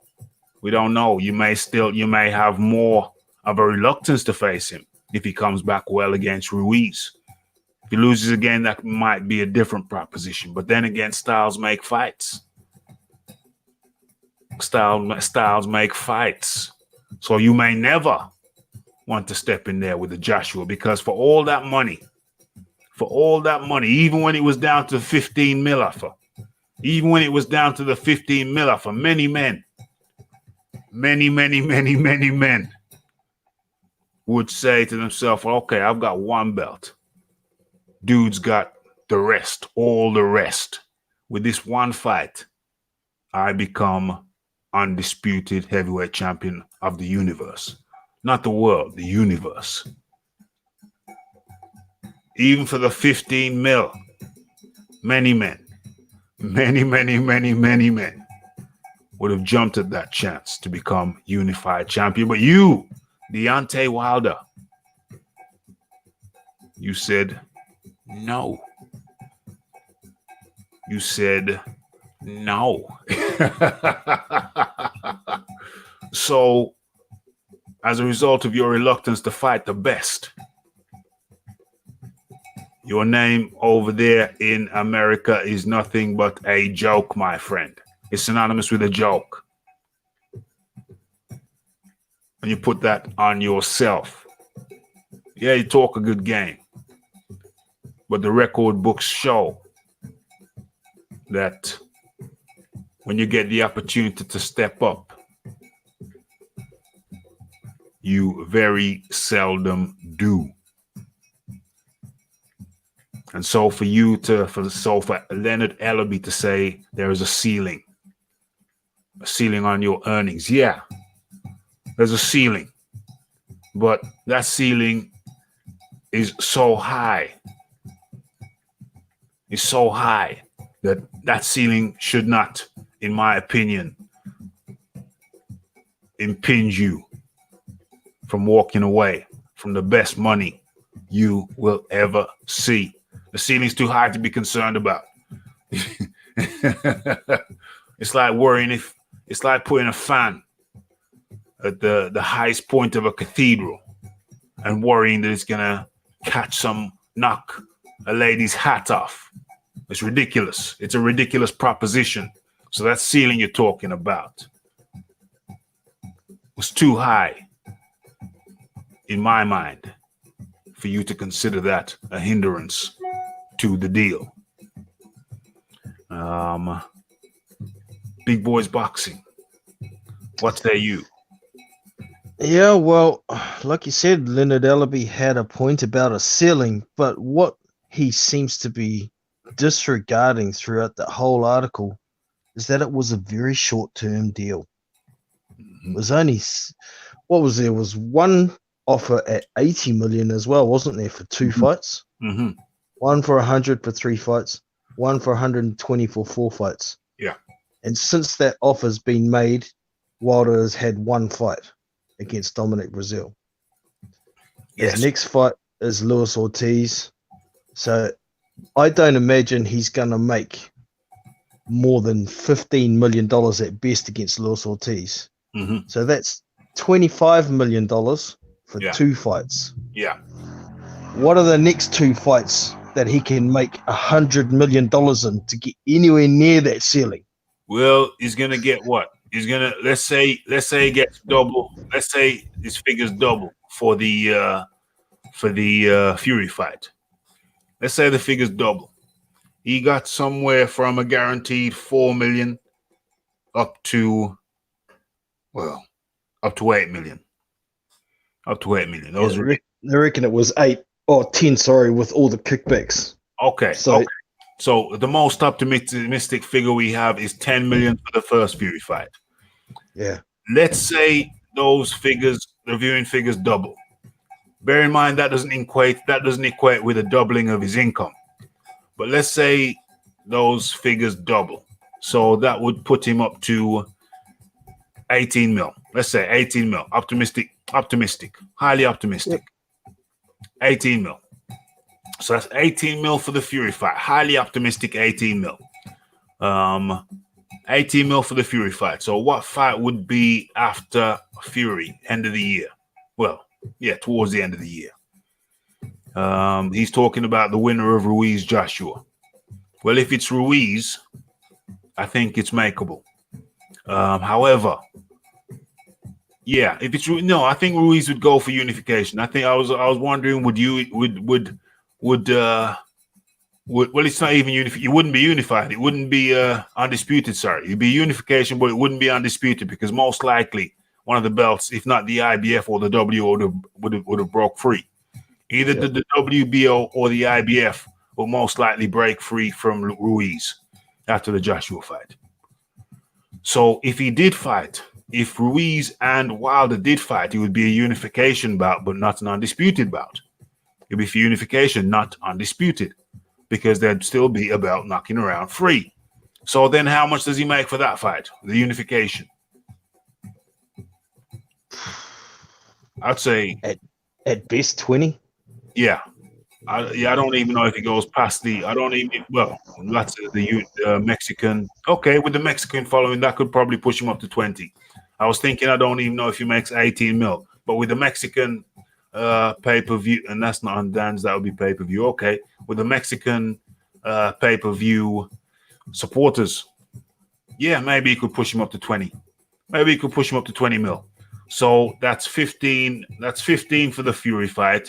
Well, how much is it for this one? Let's say 15, highly optimistic for Ortiz. Well, why would it be 15? It'd be 10 maximum.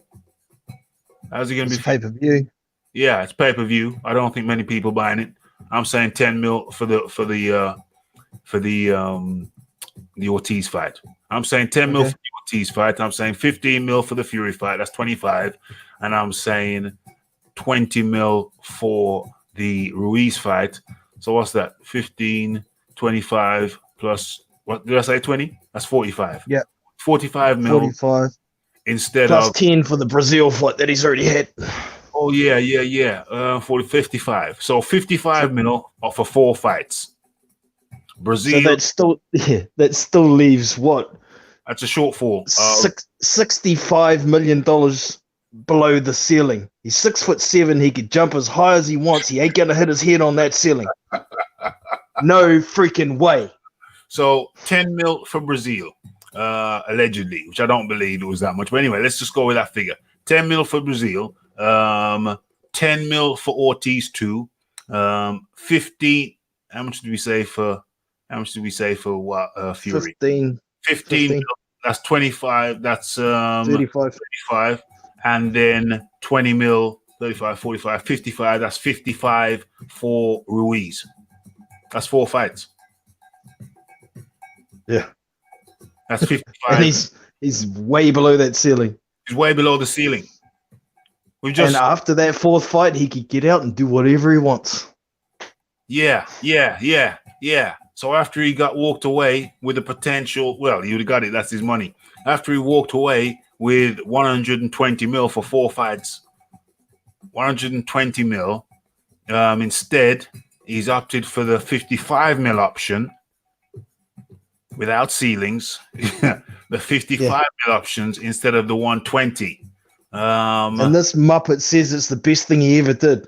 Geez, I hope he's nobody's manager. Wow. It's crazy. It's crazy, y'all. It's crazy. Crazy as hell. You look at the figures. We just done the figures live. We broke down the figures live, folks. We broke down the figures live. He walked away from 120 mil for 55 mil. And those are highly optimistic figures. I hasten to add the figures I'm giving you, the 55 mil. Those are optimal figures. There's a ceiling on that. There's a ceiling. He can still throw another 10 million on top of every fight, and he's still miles under the ceiling. Wow. This is crazy, y'all. I just can't get my head around it. So the 55, 65, 75, 85, 95, that's what? That's 45 plus 20. It's 45 plus 20, 75 mil short. Yeah. He's 75 mil short. And as far as I know, now in my neighborhood, 75 mil doesn't grow on trees. 75 mil does not grow on trees. So this is a message to Deontay Wilder. A message to Deontay Wilder. You are 75 mil short by the end of the year. Minimum 75 mil short by the end of 2019. 2020. By the end of 2020. Yeah. By the end of 2020. You're 75 mil short, my friend. So those people, that's how we started the show, is how we ending the show. Remember the voices? Remember listening to other voices? We're crazy. We got all these voices in our head. We're crazy, but we love it. Remember listening to those voices, Deontay? Remember what I was talking about at the beginning of the show? Some of you people probably think that I planned this. I assure you, this is live, raw, and unscripted. This was not premeditated, but funnily enough, the same way we start the show is the same way we end the show. It's the same topic. It's the same subject matter. And that is listening to the voices of ne'er-do-wells, the voices of people who don't have your best interest at heart. Several big players in Wilder's ears. I kind of feel sorry for him under the pressure to turn it down. 100. That's what we're talking about. It's the voices, big players, the voices in his ear. It's the voices. I told you I wasn't going mad. It's the voices. They were just the zone's competitors trying to keep them out of the game. And they're listen, folks, Deontay Wilder is merely a pawn in a bigger game. And unfortunately, Deontay Wilder, I don't know if he fully knows it or comprehends it or understands it, but he is merely a pawn in a bigger game. He listened to the wrong voices. It happens to the best of us. Sometimes we listen to the wrong voices. We listen to the voices of people who don't have our best interest at heart. We listen to the voices of people who have ulterior motives. We listen to the voices of people who, hey, they want to try and make it look like they're doing the best for you, whilst they're actually doing the best for themselves. Big Boys Boxing. Yeah, sad but true, man. And I do feel for Deontay. Yeah. He's been ridden, and he still thinks they've got his best interests at heart. Yeah. Very, very sad.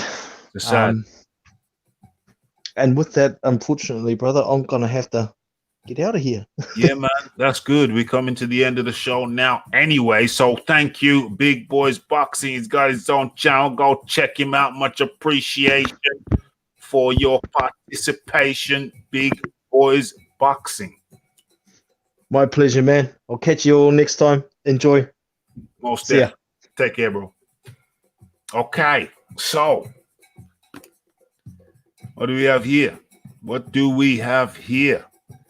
Okay, so you'll have to tell me if I'm chopping up or whether you can hear me loud and clear.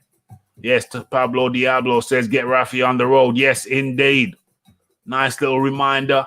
If you like pay-per-views and you want to see pay-per-views here on Raphael Dawkins Combat Radio, which thousands of you do because I see the numbers, then simply hit that PayPal button and make a contribution. Make that change. Make that change. Make it rain. No, mere couple of dollars, pounds, yen is more than sufficient. Everybody just make that little contribution. One, click on the PayPal button to be found in the description box. Is it there? Let me check this live. Is it there? Yep, it's there. The Twitter, I think it's there. No, it's not there. Twitter link's there. But that isn't there. But anyway, it will be there. It will be there by tomorrow. Or check out any other video. And it is there.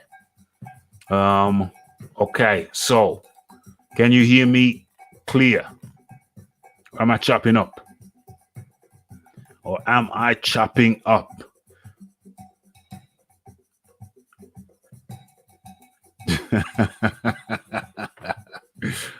I'm assuming I'm not chopping up because nobody's complained. Pablo Diablo says 75 pounds is bad enough. 75 pounds short's bad enough. I'll give you a little story.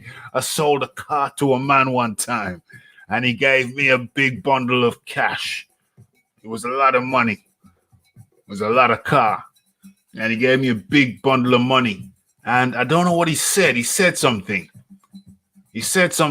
And that thing which he said, he kind of bamboozled me into not counting all the money. I kind of counted part way. And he said something like, it's all there.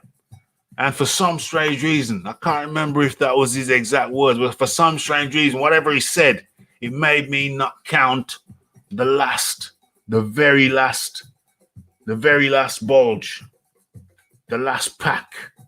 So I counted all the packs, and he said it's a strategic time. It's all there.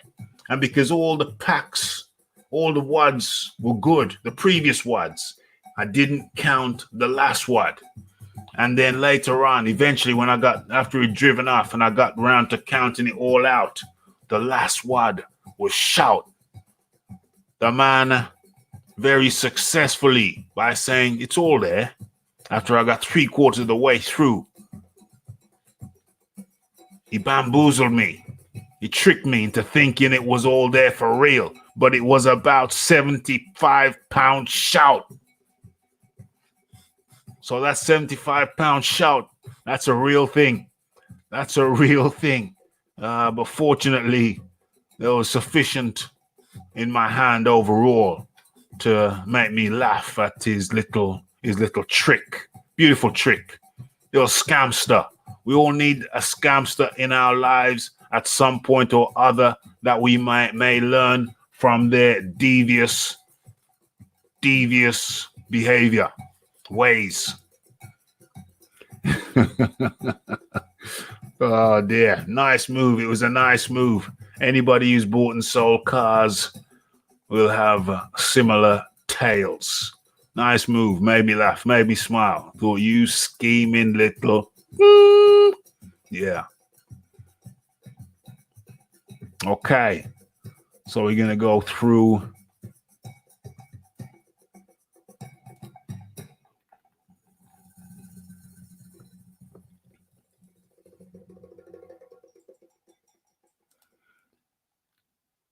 If Wilder had taken the deal for me, it would have been almost a monopoly in terms of the networks. I'm sure the Zone would have offered Wilder some form of extension, whatever the fights and results. Yeah, I'm sure they would have offered him an extension, but he wouldn't have to take it. You know, Wilder is cosseted by the PBC. They've kept him protected. The PBC operate a protection racket so they can protect him. They can put him in with soft touches. Game good money. PBC offer good money for soft touches. They just say, stay away from the tough ones and we will protect you. We offer you a cloak of protection and we will pay you well for fighting soft touches, which will prolong your career. Other people will make more money than you short term, but you'll make less money than them, but for a longer period of time. So, which means that you make as much as them, but you do it in a safer way. I think that's what they're selling. I think that's what they offer. PBC offer a protection service, a protection racket. PBC, it could be argued, run a protection racket. That's right. Said it. Send it over to your PBC brethren and sistren. I know PBC are in here, so don't be ashamed to show yourself. You know that we welcome all views over here, points of views. We don't necessarily accept them, but we welcome people making their points of views over here, and we dissect them, analyze them, dissolve them down, look at them under the microscope. Okay, where are we? Yeah, so Wilder might be offered an extension for sure if he was successful, but he wouldn't have to take it because, like I said, he loves the PBC, and you know why.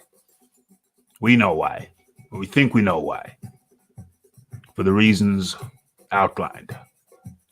Okay, coming to the end of the show. Just wrapping up.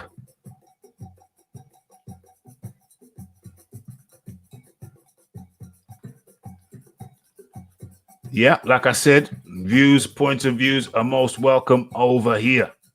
Like I said, we analyze them, dissect them, dissolve them, and check their component parts.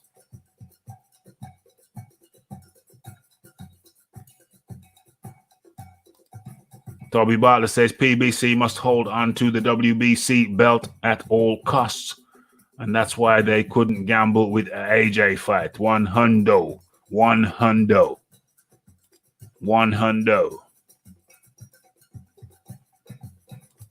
I'm getting rather peed off with the promoters. Yeah, they're keeping the fight from happening, but the PBC have TV obligations and they're working in their own best interests by stopping some of these co-promotional deals.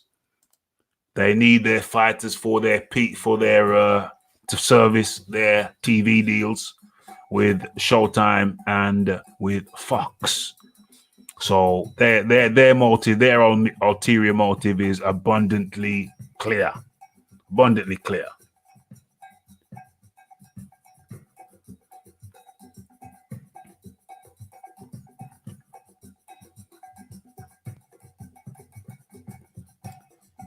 Imagine if Ortiz beats Wilder and Ruiz beats AJ. Ortiz beats Wilder. Well, I think the chances of let's take a little look at that.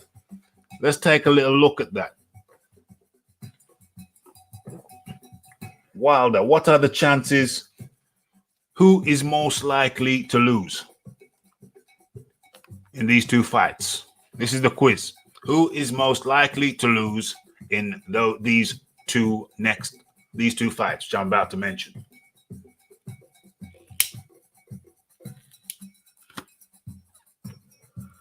Okay. Where are we?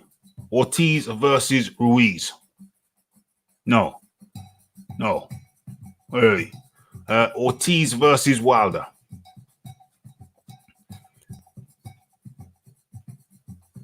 Ruiz versus Joshua. Now, Ruiz versus Joshua is much more of a 50-50 fight. Ruiz versus Joshua, to me, is much more of a 50-50 fight.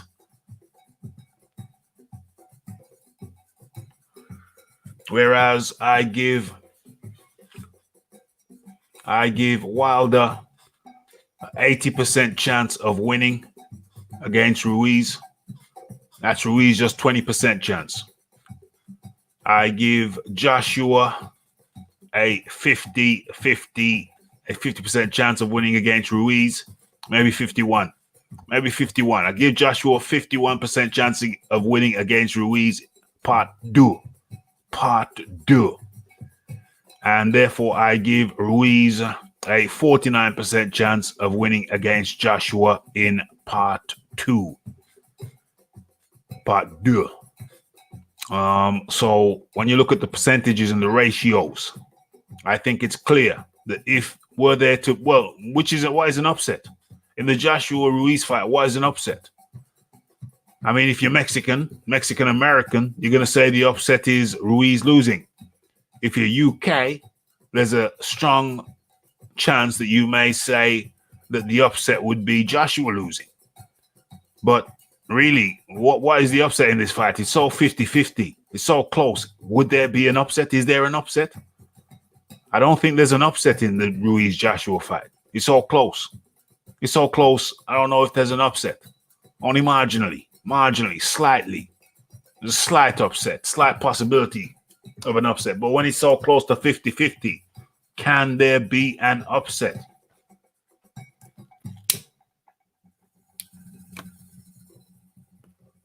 If it's so close, can there be an upset? I don't know. So imagine if Ortiz beats Wilder and Ruiz beats AJ. Crazy. Ortiz v. Ruiz. Ortiz versus Ruiz. Yeah, I just can't see. That'd be crazy. But I just can't see Ortiz beating Fury. I just can't see it. Ortiz beating Wilder. Just can't see it. I simply cannot see it.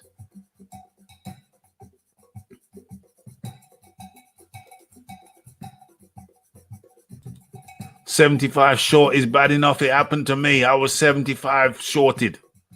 I was 75 pounds shorted. I lived through that. But 75 mil shorted, being shorted by 75 mil? I don't know. That's a bitter pill to swallow.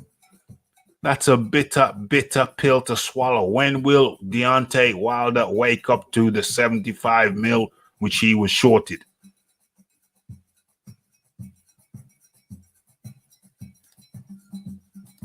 Smash that like button, folks. Love the Rafi's wise words. Most welcome. You are most welcome.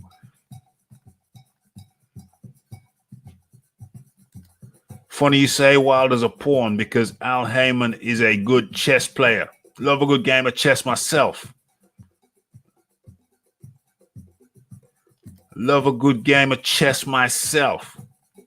Okay. Big Boys Watson said I'm good. Okay, that means you're hearing and you are seeing me in 4K. This ain't 4K. That would be harsh on the eye. You don't need that in your life.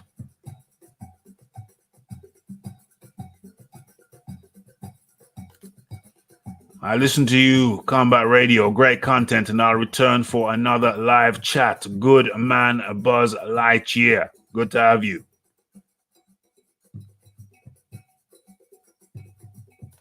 Indeed. Yeah, man, I don't know what it's called, but it's slick. The man got me. 75-pound shout. Got me good. I had to laugh. When I realized that I'd been got.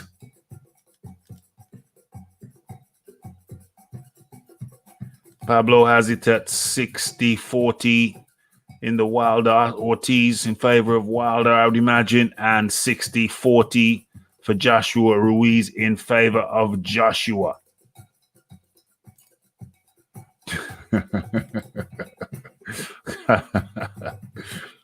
Toby Bartlett has it at 75-25 in the Wilder versus Ortiz fight in favor of Wilder.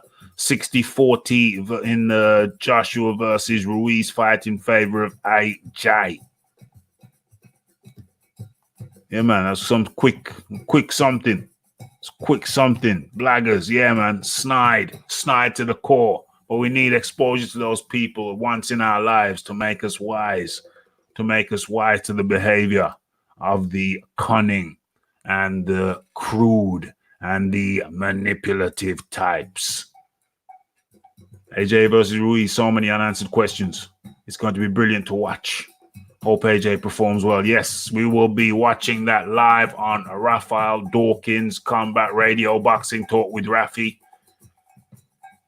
Boxing Talk with Rafi will be the live edition. Well, all the Boxing Talk with Rafi is alive, but will be a live fight companion. AJ versus Ruiz. What? How many weeks are we away? I think we're 3 weeks away. We're doing the countdown live here on Raphael Dawkins Combat Radio. I hope AJ performs well. Wilder versus Ortiz. I can't see Ortiz doing better this time. I can't see it either. I cannot see it either. Okay, so that's another one in the bag. Now I'm going to have to sit down and do the damn analytics. Every time I do the analytics in the front of the show, put it out there, the analytics should remain, but oftentimes they disappear and it's very, very random. So now I'm going to have to sit here and spend another 15 minutes working after the job is done. This has been Boxing Talk with Rafi. Another edition in the bag. Another good one, I hope, I believe, following my own plan, dancing to the beat of my own drum. And today we covered various topics, including Tyson Fury's father, John Fury, having harsh words for Dana White. Says he wants to have a scrap with him. Says he'll beat him with one punch.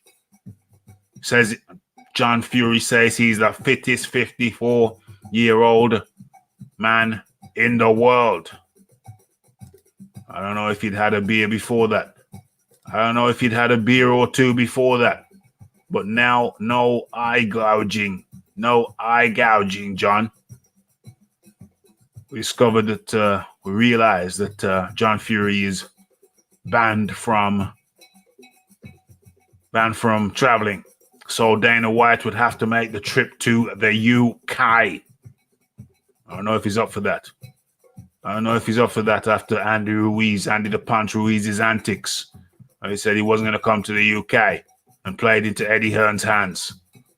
Probably already had the offer from Saudi. Couldn't take it because the British fans wanted it over here. But as soon as Andy the Punch uttered that he wouldn't feel comfortable fighting in the UK, that gave Eddie Hearn the red light to take it over to the place where he probably wanted it anyway. Place that where it made most financial sense. It wasn't the USA. It wasn't the UK. It was over in the United Arab Emirates. The what is it? The Republic? I don't know. Saudi Arabia. Daria. Covered that. We covered David Hay. Wasn't even David Hay, David Higgins. Higgins' words and thoughts about David Hay and Derek Chisora looking to go the Usyk route rather than the Parker route.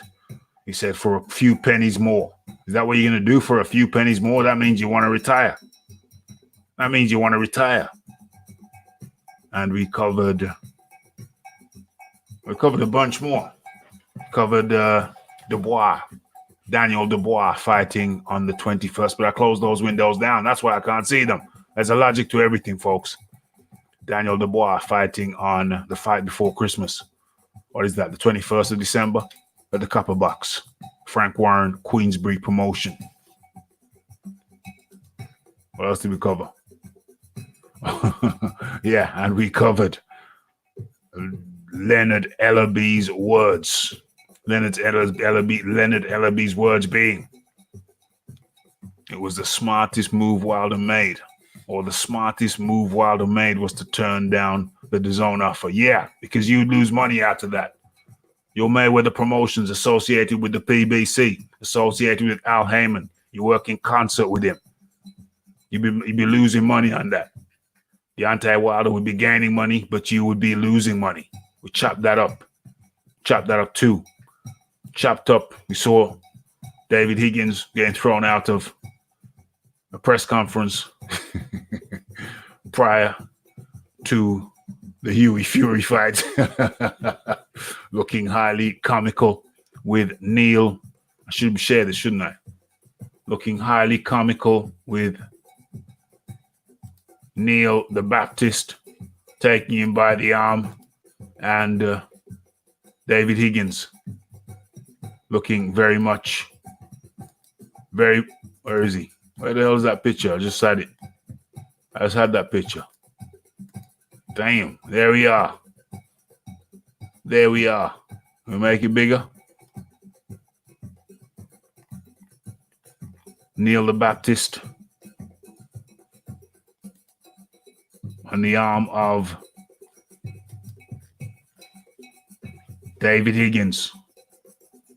David Higgins' expression is priceless. Looks like a naughty schoolboy saying, no, I haven't done anything wrong. No, I haven't done anything wrong.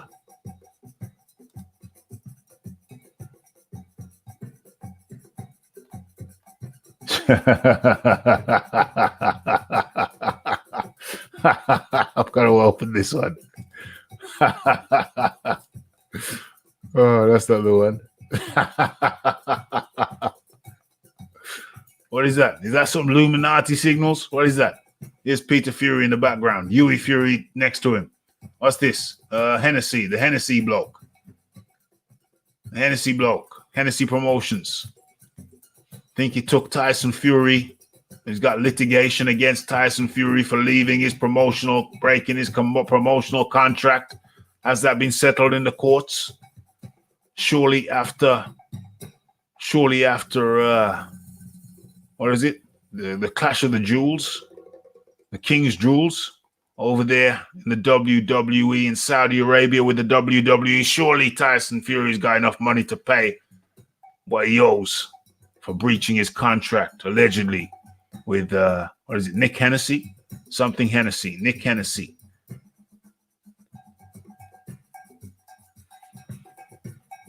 Yeah, so, yeah, covered Deontay Wilder. Leonard Ellerby saying that Luis Ortiz is looking trim. Yo, still got some laps to do. Still got some laps to do, Luis. Isn't Luis the fittest 54-year-old man in the world?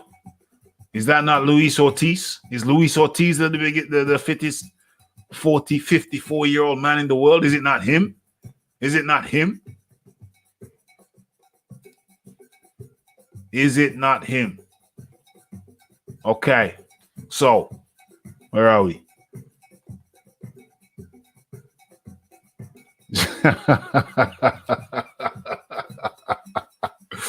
Yeah, well, yeah, sign me up, John.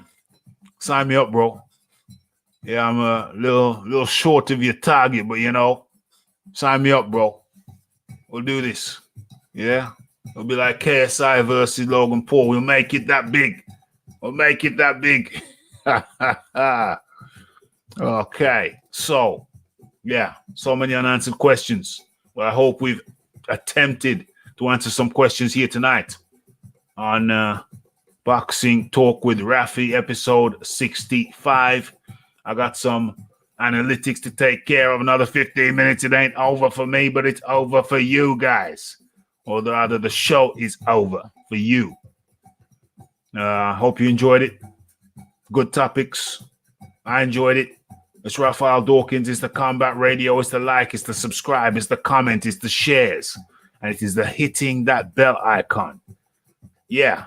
Don't forget to follow me on Twitter. Yeah. Give that like button a cheeky little spank on the way out if you didn't do it on the way in.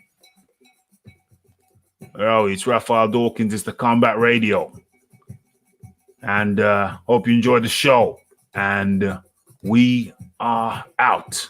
Back next week, Monday and Wednesday. Get back on the Philosopher's Hour and the bedtime story-ish indeed. Well, this was like the Philosopher's Hour. The first part, the first half an hour was like a Philosopher's Hour. And then we got into the boxing. I think can't call a show a Philosopher's Hour. I can just call it Boxing Talk with Rafi. They're very similar. They are similar. But I don't know. I just do the philosophy stuff in here now. I think that's what I do. But yeah, listen to the voice. Listen to the voice, the right voice, your own voice. If you got a good voice, that's what you should do. It's Boxing Talk with Rafi, 65. And we are out. Blessed.